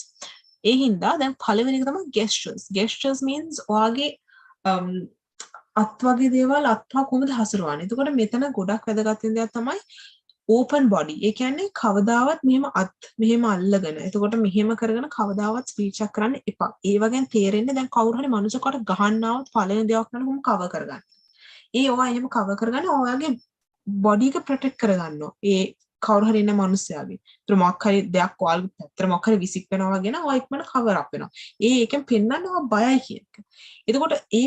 එතකොට ඔයා ස්පීච් එකක් කරද්දිත් එහෙමමයි. එතකොට ඔයා ඉස්සරහට ගිහලා අත් දෙක මෙහෙම කරනකොට ඒ කියන්නේ ඔයාගේ බොඩි එක කවර් කරනවා වගේ අත් දෙක. ඒ කියන්නේ ඔයා කොන්ෆිඩන්ට් නැහැ. ඔයාට පොඩක් ඩවුට්ෆුල් වගේ ස්පීච් එක ගැන. අන්න ඒ වගේ දේවල් හරිම වැදගත්. ඒ කියන්නේ සාමාන්‍ය ජීවිතේ දේවල් මේ ස්පීච් එකත් හරි වැදගත්. ඒක ඔයා හැම වෙලේම මතක තියාගන්න ඕනේ. කිසිම වෙලාවක මෙහෙම ඇඟ කිසිම විදිහකින් අත් වලින් වහන්න එපා. හැම වෙලේම ඕපන් තියාගන්න. අත් දෙක නිදහසේ මෙහෙම දෙපැත්ත තියාගන්න. කිසිම වැරදක් නැහැ එහෙම. ඒතර මං කියවා වගේම අර දරන් ශේත්‍යාරජ් කියන කෙනාගේ ස්පීච් එකේ එතන පේනවා එයා කොහොමද එයාගේ ඇඟ හසුරවන්නේ කියලා. ඒතර ඔයා හිතන්න ඔයා මොකක් හරි ස්පීච් එකක් කරනවා ඔයාගේ අතේ මොකක් හරි නෝට්බුක් එකක් තියෙනවා. නෝට්බුක් එක හරි ඔයා සාමෙතට මෙහෙම තියාගන්න. අනිත් අත ඔයාට ෆ්‍රීලි සාමාන්‍ය විදිහට තියාගන්න. ඔයාට මේ දෙකම අත් දෙකම මල්ල ගන්න උවමනාවක් නැහැ. ඒතර ඒකෙන් වහ ගන්න අනිත් පැතින් ඇඟ වහ ගන්න කිසිම එහෙම උවමනාවක් නැහැ. හින්දා හැම වෙලේම ඕපන් බොඩි එකක් තියාගන්න. ඒකේ තමයි කොන්ෆිඩන්ට් මම කතා කරන්නේ හරිම කොන්ෆිඩන්ට් කියලා පෙන්නන්න. එතකොට දෙවෙනි එක තමයි ඔයාලගේ අත් ගත්තොත් අතේ ඇතුල් පැත්තයි පිටපැත්තයි බැලුවාම දැන් ඔයාලා අත් දෙක දැන් මෙහෙම අරන් බැලුවොත් ඔයාලා මේ පැත්ත මේ පැත්ත බැලුවොත් එහෙනම් ඔයාගේ ඇහැට ගොඩක් කම්ෆර්ටබල් වෙන්නේ ඇතුල් පැත්ත. දැන් ඔයාලා උනත් ඔයාලගේ අත් දෙක අරන් බැලුවොත් ඒක තියෙනවා. එතකොට ඒ විදිහමයි ඔයාගේ ඔඩියන්ස් එකට. එතකොට අප ඔඩියන්ස් එකට අත් පාවිච්චි කරනවා නම් කවදාවත් මෙහෙම පාවිච්චි කරන්න එපා, මෙහෙම පාවිච්චි කරන්න. මෙහෙම බැලුවම තමයි ඔයාගේ ඔඩියන්ස් එකට ඒක කම්ෆර්ටබල්. එතකොට it's more appealing. කියන්නේ මිනිසුන්ට ඒක ආස හිතෙනවා බලන් ඉන්න. එතකොට නැගයි මෙහෙම කරාම නේ uncomfortable වගේ. දැන් කවර් කරනවා වගේ. එතකොට හැම වෙලේම අත් පාවිච්චි කරනවා. හිතන්න දැන් ඔයා මොකක් හරි points වගේ පෙන්නනවා. point 1 2 3 4 එහෙම open palm එකෙන් පෙන්නන. කවදාවත් මෙහෙම first point second point third point කියලා පෙන්නන්න බෑ. ඒක very simple. ඒ කියන්නේ සාමාන්‍ය පාවිච්චි කරන එක මෙහෙම කළා පාවිච්චි කරන්න. ඒ තමයි audience එකකට හරිම comfortable වගේ. ඔයා පාවිච්චි කරන අත්පා හසුරවන විදිය. දැන් අනිත් ඒ තමයි ඔය ස්පීච් එකක් කරද්දී ඔයගොල්ලෝ මොකද පෝඩියම් එකක් තියෙනවා. පෝඩියම් එක කියන්නේ ඔයාලගේ මයික් එක තියෙන මේක. එතකොට ඒකෙදි ඔයා කවදාවත් ඔය ස්පීච් එකක් කරනවා නම් කවමදාවත් මේ පෝඩියම් එක මෙහෙම අල්ලගෙන ස්පීච් එකක් කරන්න එපා. ඒකෙත් තියෙන්නේ ඔයාගේ ස්පීච් එකට ඔයාට කෙලින් හිටගෙන ඔයාට ස්පීච් එක කරන්න කොන්ෆිඩන්ස් එකක් නැහැ කියන එක තමයි ඒකෙන් පෙන්නුම් කරන්නේ. හින්දා අනික එක වතාවක් හරි වම අත තිබ්බොත් අනිවාර්යෙන් මුළු ස්පීච් එක පුරාම ඔයාගේ අත් දෙක පෝඩියම් එකේ තමයි තියෙන්නේ. ඔයාගේ ස්ක්‍රිප්ට් එක ඔයාගේ ඉස්සරහා තියෙන්න පුළුවන්. ඒ වුණාට ස්ක්‍රිප්ට් එක ඔයාගේ ඉස්සරහා තිබ්බ කියලා ඔයාට ස්ක්‍රිප්ට් එක අල්ලගෙන ස්පීච් එක කරන්න කිසිම වුණාවක් නැහැ. අත් දෙක ෆ්‍රීලි තියාගන්න ස්ක්‍රිප්ට් එක දිහා බලන්න හොඳට පාවිච්චි කරන්න. හොඳට අත් පාවිච්චි කරලා ඔයාගේ ස්පීච් එක කරන්න. කවදාවත් පෝඩියම් එකට අත තියාගෙන ස්පීච් එක කවදාවත් කරන්න එපා. ඒක හැමෝම කරන දෙයක්. මම දන්නවා ඕන කෙනෙක් ස්පීච් එක කරද්දී අනිවාර්යෙන් ඕක වෙන දෙයක්. ඒක ඔටෝමැටිකලි වෙන දෙයක්. ඒ වුණාට ඔයාලා බලන්න ඕනේ එහෙම අත් දෙක තියන් කරන ස්පීච් එක නැති ස්පීච් එක වෙනස හොඳට තේරෙනවා. කොච්චර කොන්ෆිඩන්ට්ද කොච්චර වෙල්කමින්ද එහෙම කරන ස්පීච් එකක් කියලා. ඒතකොට ඒක මතක තියාගන්න ඕනේ කවදාවත් පෝඩියම් එකට අත තියන් කතා කරන්න එපා ස්පීච් එකක් කරනවා නම්. මේවා ගෙස්චර්ස් යට දෙන දේවල්. එතකොට දෙවෙනි පොයින්ට් එක තමයි බොඩි ලැන්ග්වේජ් එක. ඒ කියන්නේ ඔයාගේ මුළු ශරීරයම හසුරවන විදිය. දැන් ඔයාලා ස්පීච් එකක් කිව්වම ඔයාලා හිතයි හැර ඔයා කතා කරන එකයි ඔයාගේ මූණයි එච්චරයි කියලා. එහෙම නැහැ. ඔයා මුළු ස්පීච් එකට ඔයාගේ මුළු ශරීරෙම එකට සපෝටිව් වෙන්න ඕනේ. හිතන්න මේක මේ බොඩි ලැන්ග්වේජ් ගොඩක් ඉම්පෝටන්ට් වෙන්නේ ඔයා හිතන්න මොකක් කරේ කතන්දරයක් කියනවා වගේ ස්පීච් එක. ඒකට කතන්දර එක එක කැරක්ටර්ස් ඉන්න පුළුවන්. ඔයාගේ අම්මා ඉන්න පුළුවන්. ඔයාගේ අත්තම්ම කෙනෙක් ඉන්න පුළුවන්. එතකොට මේ වගේ දේවල් කියද්දී ඔයා මෙහෙම ඉඳගෙනම අත්තම්මගේ කියන ලයින් එකයි අම්මා කියන ලයින් එකයි ඔක්කොම කියන්න එපා. ඔයා මේ පැත්තට පොඩ්ඩක් හැරිලා අම්මගේ පාර්ට් එක කියන්න. මේ පැත්තට හැරිලා අත්තම්මගේ පාර්ට් එක කියන්න. නේර ඒ වගේ විදිහට කියද්දී කියන ඔයාගේ මුළු ස්පීච් එකේ ඔයා කතා කරන විදිහ ඔයා එක ලස්සනට බෙදලා ලස්සනට ක්‍රියේට් කරලා තියෙනවා. ඔයා scene එක stage එකට create කරනවා. So එහෙනම් that is also very important. ඔයා එහෙම use කරලා. එතකොට ඔයාගේ මොකක් හරි වැදගත් point එකක් තියෙනවා ඔයාගේ speech එකේ. ඒ වැදගත් point එක ඔයාගේ audience එකට තේරුම් ගන්න ඕනේ. ඒතකොට තේරුම් ගන්න ඔයා කියන්න ගියොත් ඒ audience එකට ඒක grab කරගන්න අමාරුයි. ඒ හින්දා මතක තියාගන්න හොඳට නතර වෙලා එයාලට ඒක grab කරගන්න වෙලාව දෙන්න. තප්පර 5ක් විතර ඉන්න. ඔයා කියන්න යන්න ඕනේ නැහැ. හින්දා ඒ වගේ දේවල් හොඳට pause කරලා ඒවල move වෙන්නත් එපා. එතකොට එහෙම freeze වෙන්න එතන. එතලා idea එකක් දෙන්න. එතකොට දන්නවා එතකොට audience එක හදන හරි. මෙයා මෙතන වැදගත් point එකක් තමයි QA කියන එක. එතකොට අන්තිමේටම තුන්වෙනි point එක තමයි ඔයාගේ කටහඬ හසුරවන විදිහ. එතකොට කටහඬ හිතනවා සතුටු දෙයක් ගැන කියනවා නම් ඔයා දුක හිතෙන දෙයක් ගැන කියනවා නම් අර ඒ වගේ දේවල් කියද්දි දුකයි නම් දුක voice එකකින් කියන්නේ. සතුටුයි නම් හරිම සතුටු විදිහට කියන්නේ. එතකොට නිකන් confused වගේ නම් ඒ විදිහට කියන්නේ. අර ඒ විදිහට ඔයාගේ එතන තියෙන emotion එක විදිහට ඔයා use කරන්න ඔයාගේ voice එක. because voice එක use කරනවා කියන්නේ ඒක මාර creative and very natural flow එකක් වෙනවා වගේ speech එක. so voice use කරනකොට like techniques that you can use. එක විදිහ ඔයාගේ speech එක ලස්සන කරගන්න. එතකොට අන්තිම එක තමයි ඔයාගේ eye contact එක. අනිවාර්යෙන් මතක තියාගන්න speech ඔයා දැන් සාමාන්‍ය මිනිහෙක් එක්ක කතා කරද්දී කවදාවත් ඔයා මිනිහෙක් එක්ක කතා කරනකොට ගහක් දිහා බලන් කතා කරන්නේ නැහැ. ඔය මනුස්සගේ මූණ දිහා බලන් කතා කරන්නේ. ඒ වගේම තමයි ස්පීච් එකක් කරද්දිත් කවදාවත් මේ සීලිං එක දිහාවත්, ස්ටේජ් එක දිහාවත්, වටේ තියෙන කර්ටන් දොරවල් දිහාවත් මේ අනිවාර්යෙන් ඔයා බලන්න ඕනේ ඔයාගේ ඔඩියන්ස් එක දිහා. ඒකත් ඔයා මෙතන ඉන්නවා නම් ඔයාගේ ඉස්සරහින් ඉන්න සෙට් එක විතරක් නෙවෙයි. තව මේ පැත්තේ ඉන්නවා මේ පැත්තේ ඉන්නවා. අනිවාර්යෙන් ඔඩියන්ස් එක පැත්තක් තනි කරන්න එපා. අනිවාර්යෙන් මුළු ඔඩියන්ස් එක දිහා බලලා කතා කරන්න ඕනේ ස්පීච් එකක් කරද්දී. මේ වගේ දේවල් හරිම වැදගත්. ඒකින්ද and other thing is directly as බලලා කතා කරන audience එකේ එතකොට they are feeling connected. ඒ කියන්නේ ඔයාලට connection එකක් තියෙනවා ඔයාගේ audience එකට direct connection එකක් තියෙනවා කිලිම ඇස් දෙක. ඒතර ඇස් දෙක බලන්නේ කෝට් නිකන් uncomfortable වගේ නම් නළල දිහා බලන්න. that නළල දිහා බලුවම audience එකට පේන්නේ එයාගේ ඇස් දෙක දිහා බලනවා වගේ. ඉතින් ඇස් දෙක කරලා ඔක්කොම නළල මිනිස්සුගේ නළල දිහා බලලා කතා කරනවා. ඒකට ඒතර directly කතා කරනවා. so මේ වගේ දේවල් use කරලා ඔයාගේ speech එක ගොඩක් effective කරගන්න පුළුවන්. So, like I said, using a gestures, body language, vocal variety, and eye contact are ways that you can make your speech very creative and more effective and very interesting to the audience, and mainly for you to look confident. Because if you look confident only, people will be actually interested in listening to your speech and whatnot. So make sure you follow these 4 points and the points that I told so that you will look more confident. And even if you're not confident, you'll look confident.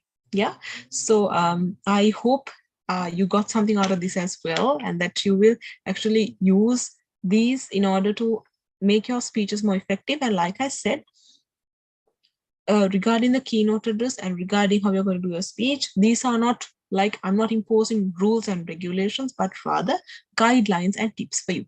So this will be the end of my session, and I hope you got something out of it. Now I would hand over the control to Mr. Nalin for the Q&A. Thank you, thank you, Rochelle, and thanks a lot. And not just something, but we got a lot of things, and I personally learned a lot. And thanks a lot. Thanks for your all contribution and preparation and the delivery to the best of your levels. And thank you very much. I'm sure that the audience might have definitely enjoyed your speech. I personally enjoyed, and I liked many of yours, many segments of your speech, and I will not going to comment on them right now. Let's listen from the audience, and if the audience have any questions, please raise your hands using the Zoom platform. Meantime, your attendance will be put into the chat box by Sanjay. Will put in to the chat boxes by 9:15. So we'll keep this attendance sheet open from 9:15 to 9:30. We'll be closing by 9:30. So please mark your attendance from 9:15 onwards.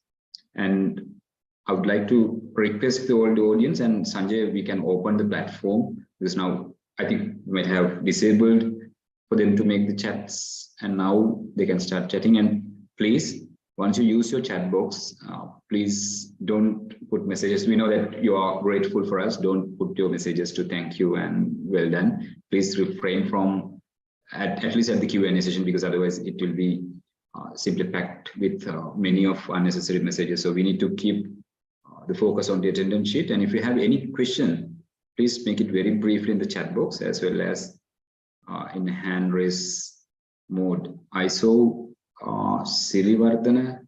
There was a hand raise from Sirivardhana. Okay, before let's let them to have their questions, and until then, Rochelle, let me have some questions, because I personally still have, I can say, some struggling when it comes to the stage.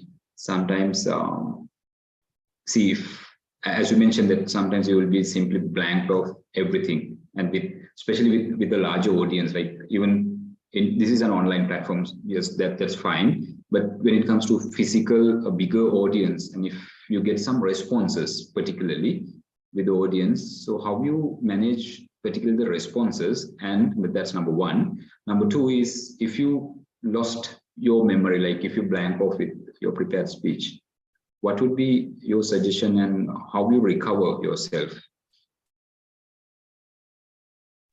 Yes, thank you, Mr. Nalin, for the question.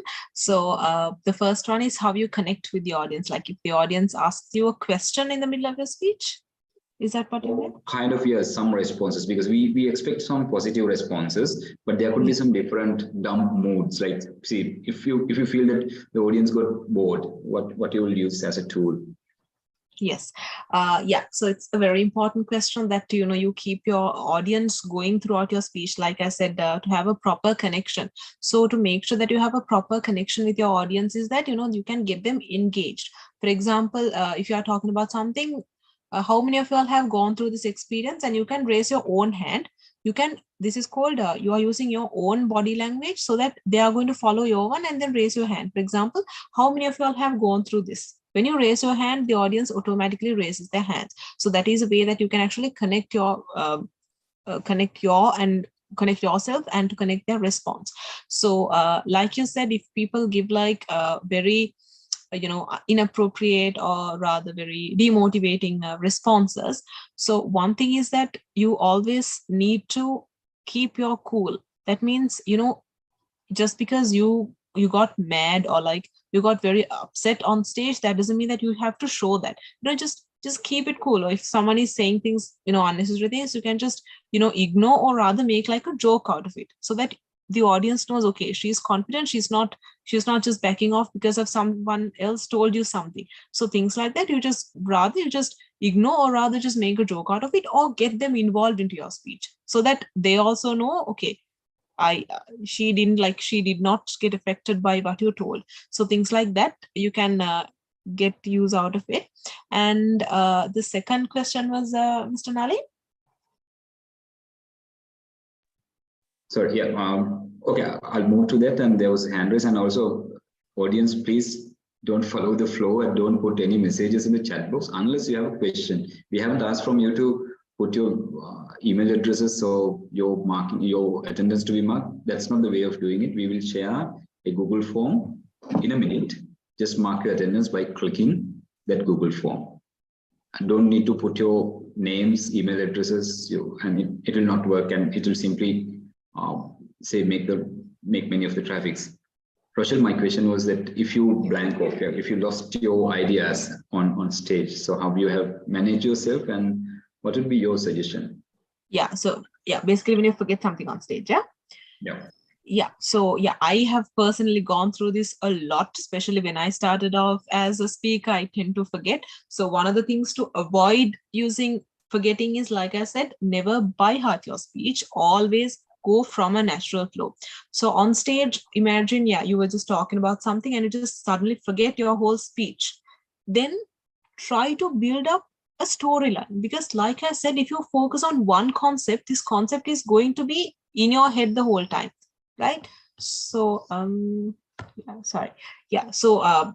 this concept is in your head. So if you forget something at some point, bring a life experience into it, bring a story into it in a way that you're going to make the audience still keep you connected throughout, so that they know that what you're talking about is true. You know that, okay, you know for a fact you forgot this part, you're out of this thing, but make sure the audience never gets that idea. Try to keep it, because you're the only person who knows about your speech. Your audience doesn't know your speech. So all you have to do is use your words accordingly, use your concepts properly, use a nice story, and build it up and build yourself up in a way that the audience knows that you did not lose this, but rather you're building up a nice story. And one thing is, when you forget, never use filler words like so these are things that Toastmasters always teach you. If you forget or if you have a pause, never use things like that, but rather give a proper pause to your speech. You don't have to say anything, just give a proper pause and you proceed with your speech or bring up an idea.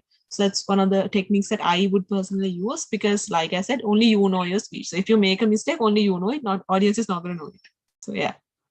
Thanks, Rochelle. Thanks a lot. And Mama අර chat box එක පාවිච්චි කරන කටට ඉංග්‍රීසියෙන් කියුවක තේරුම් නැති කට්ටියට මම කියන්නේ පොඩ්ඩක් ඔය email addresses දෙන්න එපා, නම ලියන්න එපා. ඒක වැඩක් නැහැ. අපි Google form එකක් දාන්නේ, form එක mark කරන්න. මම ඒක මුලින්ම කිව්වා පොඩ්ඩක් අපි professionals ලා හැටියට පොඩ්ඩක් අපි guidelines follow කරමු. Sanjay, shall we clear this chat box and then we'll put I'm trying to clear everything. Attendance sheet එක දැන් දානවා පොඩ්ඩක් already දාලා තියෙන්නේ විශ්වාස. දාලා තියෙන්නේ.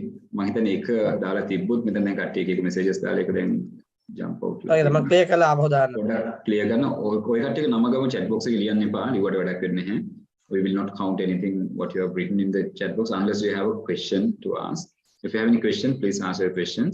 And if you need to mark your attendance, you have to click the Google form, which is hyperlinked, and you have to mark the attendance at there. And please don't put any marks. Your form is not visible. There was a message. Please share again. And I think that's because of a lot of messages we have. So we'll remove those messages. Please bear with us for 1 to 2 minutes. Please don't put any messages දාන්න එපා මේකට. පොඩ්ඩක් ඉන්න අපි messages ටික දාන්න. මේ අපි දාන්න link එක. Dear madam, can you get a sample speech and explain the main points in next session? ප්‍රශ්නයක් අහනවා. මම දැන් speech එක මම share කරා with the the WhatsApp groups which we had. I think that could be a classic example for everybody to make a research, and you can do a PhD on that, I believe. Yeah. And any reference material, Rochelle, what you recommend? Like obviously those Toastmaster winning speeches could definitely be helpful. Yes. And what are your personal recommendations to the audience to watch later? Yeah. So just like you said, Dhananjay Tiarachi's speech is one of the most important speeches, I think, where you can get so many good points from, like I said, using open body language and how to properly use a body language. So something I personally use is basically YouTube. You watch speeches and you get the idea out of it, especially winning speeches, Toastmasters winning speeches. If it comes to a humorous speech, watch more humorous speeches, watch more speeches. It's basically through that you can get a proper idea as to how to properly give out your deliver your speech and use your body language so that you have an example, you can watch them and you know how to properly do it. So one of the ways is that you can watch more speeches and improve yourself. Yeah. Thanks, Rochelle. And there's another good question. What should be the pose we should use initial stage of the speech, like at the beginning of the speech? What's the best pose? That's a question. On the stance at the beginning of your speech. Yeah. So like I said, in your speech, the beginning, as in this is the introduction, is where you introduce your concept, right? So in introducing your concept, when you open up people's mindsets in order to accept your very concept, it is important that you give a time period for them to grasp it. So like I said, if you go on telling your speech over and over again, you keep on giving your points and all of that, the audience doesn't have time to process what you're saying. So you need to make sure when you give an important point, imagine your introduction, you're giving your introductory point. Okay, this is what I want to talk about. In such a situation, give a small pause for your audience to process what you're saying. So things like that, important key points, you need to make sure you give a pause for the audience, especially when it comes to humorous speech. If you're telling a small funny part, give time for your audience to laugh and then get back to your speech. So things like that, you to make sure with your key points, give a proper pause every time. Yeah, I think maybe he or she might prefer the stance. I think at the beginning, what's your best stance to start your speech? Like that could be stance, like the way you stand on the stage and how you start your speech. Yeah. Okay. So like I said, the use of your stage is a completely different a broad area that we can talk about. So like I said, in Toastmasters, something that we have learned is when it comes to your stage, you divide it into three different parts and you start in the middle. And when you start your speech, you need to make sure that you are you're stable on stage. You're stable. When you start your speech, be stable when you're giving your introduction. Then when you move on with the rest of your flow, use your body language, move here and there, and you make sure that the audience gets your introduction and your body and your conclusion in the way that you use your body language. And when you like stand in one place and okay, you give your pause to it and then you continue with your speech. So I think that would answer that question. Thanks. Yes, thanks, Rochelle. And there's a question, is TED speeches are good to listen, better to follow? I think obviously it's yes, TED Talks, but in my personal point of view, that I generally look for some good accents, like particularly from this South Asian accents, could sometimes deviate to, but the points are very important. And can we quickly go to some questions, like one user with the name of KSF, we cannot see his name, KSF, we can see one hand raise. You can, Sanjay, can they unmute themselves and ask their questions? Yeah, I already request to unmute. That's KSF. If it is about the attendance sheet, then we have already put in the attendance sheet. And Rochelle, there were questions. I'm doubtful whether you have the answer. What are the good books to follow to learn public speaking? Like I said, rather than, so I am personally not a book person. So even when it comes to lectures, I tend to like go through YouTube and listen to it.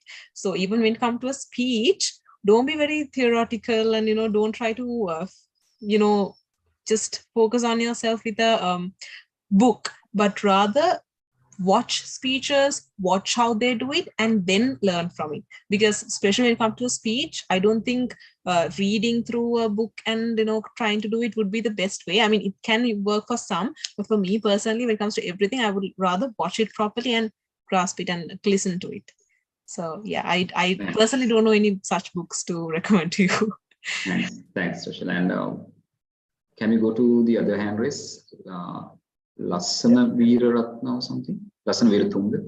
Yes, thank you very much for the given opportunity. And thank you very much for your great presentation as well. But when it goes to a speech, of course, speech delivery is one thing, but the preparation for rehearsal is some very important thing which I personally feel. Can you please explain your experience on how should we do rehearsals and basic preparations? Yes, it's actually a very important question, because preparation is key when it comes to a speech. Now, given the current context, we have two platforms. One is your online platform, one is the physical platform. Speaking of your physical platform, one thing is you need to know your speech properly. So when you're preparing, you need to get yourself ready and make sure that wherever you are recording, imagine wherever you are going to give your speech, imagine in your room, you pretend like you're on stage and you properly deliver it, and make sure you deliver it in front of a mirror, right? So that you see yourself. Rehearsing in front of a mirror is one of the important things, and this is something that I've also learned from one of very prominent speakers, that they always ask you to properly do it in front of a mirror so that you know how your audience is going to see you, and you see yourself as well how you're going to do it. So make sure you properly do it in front of a mirror, and you properly time your speech. Like I said, in Toastmasters, timing is key. If you miss it by 1 second or 2, then you are disqualified. I think Mr. Nalin also knows about this. So make sure that you time your speech. Don't just say it for the sake of rehearsing, but make sure you properly have your area prepared, you have your timing, and then you properly rehearse. Break your speech into like I said, 2 segments, and you prepare for it in this very segments, so that you don't have to go through it at once. You prepare in segments. And secondly, it's the online platform. Some way that I personally practice it, this was for my competitions that I went through.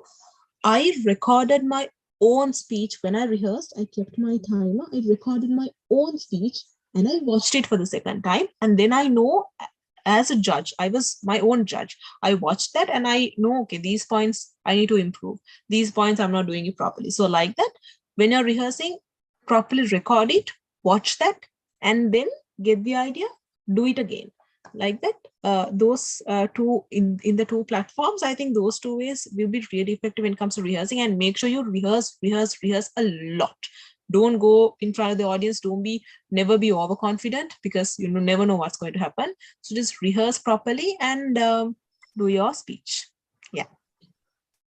Thanks, Rochelle. And now Madhura Sintha has a question of: are there any opportunity to develop and improve public speaking? I think your number 1 answer could be Toastmasters. Yes. And what about the other opportunities? Like, you have any other recommendations? Yeah, so personally, I built my public speaking aspect from Toastmasters, because there's a special given set of guidelines and all of that when it comes to public speaking, and especially you do your specific projects which focus on specific areas in your public speaking aspect. For example, starting off with an introduction, then you know how to evaluate another speech, things like that. So Toastmasters is a key way that you can, an opportunity to develop your public speaking skills. Or apart from that, I don't know if you are like a school, if you're at school or like university, you have gavel clubs where you can improve your public speaking. And another way is, I'd say, start from really small things. Do a presentation. 2 presentations, you can improve your public speaking skills. And like I said, watch more videos of public speaking, then you can improve things like that. And when it comes to comparing, like try out new things like comparing, because comparing also can help you build a lot of confidence, right? Because you are controlling an entire audience when you're comparing, you're leading the entire event. So things like that can actually improve yourself. So all I have to say is just try it out. If you're just there doubting yourself and scared, you'll never get through it. So always try it out and believe in yourself. Yeah. Thanks, Rochelle. And could be a good question at last. I think, is there any video camera? How you adjust eye contact with the audience? I think he might be referring to this virtual platform. Mm-hmm. What about how you manage your eye contacts when you have this virtual platform? Mm-hmm.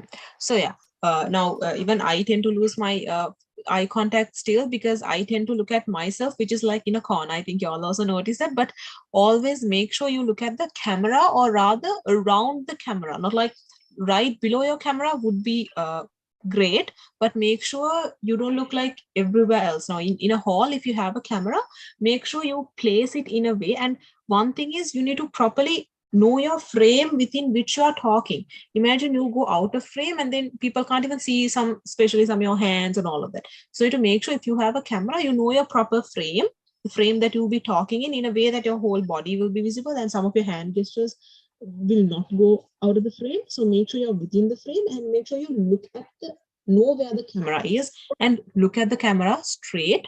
And that too, make sure you place your camera in a way that is, just not like very low or very high, but rather direct in front of your eyes, in the level of your eyes. Always make sure your device is in the level of your eyes. Now right now also my camera, the webcam of my laptop is right in the level of my eyes. So make sure your device is at the same level. Yeah, excuse Sanjay here. That I think the Lahiru's question is, if you have hybrid type meet, it means that if you have audience and in the live meeting and you are using a camera, so how to manage this eye contact? I think the question is that. All right. Okay. So yeah, when it comes to hybrid too, then you need to make sure you don't isolate. That's a big deal. So you need to make sure you don't isolate the virtual audience and the physical audience. So you need to cover everything. So make sure you look at the physical audience as well as the virtual audience. But since it's hybrid, I would personally recommend give higher attention to the physical audience, because they are the ones who are physically present there. But that doesn't mean you need to isolate the virtual one. Look at the virtual platform and place the camera like in the eye level that I told you to have it, but give higher focus for the physical audience while giving attention to the virtual audience as well, because that's your audience. The virtual ones also counted. So yeah. Thanks, Roshan. And example that we have a physical audience of, say, as you mentioned, that you have to segment into 4, and then virtual platform is 1. So you have 1 out of 5 to the virtual platform. You can give that priority. Okay, can we close this with the final question? And there was another, I think, which is important question. What are your suggestions to interact with fully unknown audience? If the audience is fully unknown, then how you interact? Maybe you can share one of your own experience, then we can conclude the session after that question. Right. Yes, exactly. So unknown audience, like I said, before you go to do whatever a speech, you need to know what your audience is. And like I said, knowing your stage and your audience is very important. You need to, no need to know them personally, but at least their age gap, their age limit and all of that. Because if I come here and talk about all these university aspects and things about law and all of that, I know the audience is not going to know that, because I know y'all are from different walks of life, different ages and whatnot. So because of that, you need to make your speech very generic and very general when it comes to your audience, and make sure that you try to get everyone involved. So like I said, build a friendly relationship with your audience. Like I said, using hand gestures. First of all, come to the stage and ask a question, right? How many of y'all have felt like y'all are not good enough? Raise your hand. Then people will obviously raise your hand. In a conversation, how many of y'all are here single? Raise your hand. Then they will just raise your hand. So in a way, you directly create a proper connection with your audience. And then even if the audience is not known to you, your audience is connected to you. So, and like I said, never go to a place without knowing what your audience is. Always make sure you know what your audience is and what are their age, at least what their age gap is. And you don't have to always know your audience, but make sure you talk about something that is important to them and use your body language, ask them questions, get them involved in your speech all the time. Make sure you get them involved in your speech, give them small exercises. Like I said, use your hands, see what you can, what is more comfortable, things like that. You can use that to connect your audience to it and keep your audience connected throughout, even though that's a very new audience to you. Thank you, Rochelle. Thanks a lot. And there are a few questions as well, but we'll conclude the session because we are running out of time. And please keep your questions, and you can drop your questions to our WhatsApp numbers as well. So we have 4 more resource persons lined up for next 4 sessions, in fact. So we can go for it. And Rochelle, can you give us a conclusive message, particularly targeting the younger generation? Right now in this audience, we have still more than around 300 audience here, 300 of participants here. So what's your conclusive message? Just looking back your life back in your university and your professional career, and the time heading could be challenging for everybody. So what's your message in terms of public speaking and the language skills? Yeah. So like I said, when I started, I was never confident like this. I had so much stage fright, and I could never stand in front of an audience, not even properly compare. So one thing that I did that was basically because I didn't believe in myself. So the second that you start believing in yourself, I know for a fact you can do wonders. So never doubt yourself and never think of the things that okay, this person is going to think about me like this. So like that, never think about other people's opinions. That doesn't really matter to you. So just know yourself, know that you can do it. Be confident, first of all, that you can do this. So I think if you are confident, because like I said, I was never like this. I could never do a speech, and I've messed up so many times. I've forgotten my speeches on stage. But the minute that I started believing in myself, and the fact that, okay, I can do this, and I am a person who's capable of something much more than this. It's just when I actually started, developing myself and not doubting myself, or, getting affected whatever other people say. So one thing is that always, as people, because you only have yourself, end of the day, you only have yourself, and make sure that you believe in yourself and you give the best for yourself. So never get affected by whatever other people say. Just believe in yourself all the time that you can do it. Always have that positive mindset, and you can do anything. Yeah. Thank you, Rochelle, and thanks a lot. And we highly appreciate. And to be honest with you, that as the organizing committee, and especially Sanjay and our team, we wanted to bring you on screen for a reason. Number one is we know that you can do it better. And if you just look back to last week, we had DTM Salim, one of the most senior person in our fraternity, particularly in Sri Lankan context, and even in the international context. At the same time, we wanted to show you as well to the audience and to the younger generations, to motivate them and inspire them that within your career, still you're an undergraduate, so you're about to graduate hopefully by next year or end of this year. So that's something which we all can share, and we highly appreciate, number one, your courage and your preparation and delivering to the best. And with that remark, let's all give a good round of applause virtually to Rochelle. And Rochelle, thank you very much. And we love to see you back in this sort of our audience, or this sort of a platform a little later. And thanks a lot. With that remark, ladies and gentlemen, thank you very much for all you being a nice audience. Still, we have quite a bit of number of participants, and thanks a lot. We are now almost 9:30, and we are just after 9:30 as well. Again, thank you very much. We are right now concluding the session for the second day, and we have another 4 days, in fact, lined up for you. And one final message that, as Rochelle highlighted, that this is a journey which you have to work together, and maybe all the time which you have spent up to now would have not enough you to take a decision, or would have not made you brave enough to take part of these stages. So take this opportunity, do something different, and do something different to make yourself positive. මම අවසන් වශයෙන් සිංහලෙන් කිව්වොත් එහෙම අපි මෙච්චර කාලයක් සමහර ලාවට අපි තමන්ගේ තියෙන අවස්ථාවත් අපි විශේෂයෙන්ම මම දැකලා තියෙන හුඟක් සීනියර් ඉංජිනේරුවෝ සහ සීනියර් ප්‍රොෆෙෂනල්ස්ලාත් මොන හරි ස්ටේජ් එකේ කතාවක් කරන්න ගියොත් ටක් ගාලා කාට හරි ජූනියර් කෙනෙකුට බාර දෙනවා මෙන්න මෙයා කරන්න කියලා ස්කිප් කරන ඔපචුනිටි එක. ඊට පස්සේ අපිට කාලයක් ගියපම කොහොමත් අපිට ඔපචුනිටිස් නැති වෙලත් යනවා. ඒක නිසා උත්සාහයක් ගන්න යම් කිසි දෙයක් වෙනසක් කරන්න සහ තමන්ගේ ස්ට්‍රැටජිස් අපි දන්නවා ලංකාවේ අපි දන්න හැටියට ඇත්තටම grade 1 වලටත් කලින් ඉඳන් ඉංග්‍රීසි භාෂාව ඉගෙන ගන්නවා. නමුත් අපි අවුරුදු 30ක් 40ක් 50ක් වෙලත් කියන අපිට මේ ලැන්ග්වේජ් එක ප්‍රශ්නයක් තියෙනවා, අපිට කතා කරන්න බෑ. ඒක මම හිතන්නේ ඒක තමන් තමයි ඒ චේන්ජ් එක කරන්න ඕනේ. ඒක අපි කරන්න එකතු වෙමු. අපිට මේ සෙෂන්ස් වලදී අපිට සියලුම දේවල් අපි දැක්කොත් රොෂල්ගේ සෙෂන් එක ගත්තොත් මේක දවස් 10ක විතර කෝස් එකක් කම්පයිල් කරලා තිබ්බේ අද. ඒක නිසා ඒක එක දවසින් කරන්න බෑ. නමුත් අපි කරන්නේ අපි ඒ කටියට පොඩ්ඩක් පාර we can පෙන්නනවා මෙන්න මේක තමයි path එක කියලා.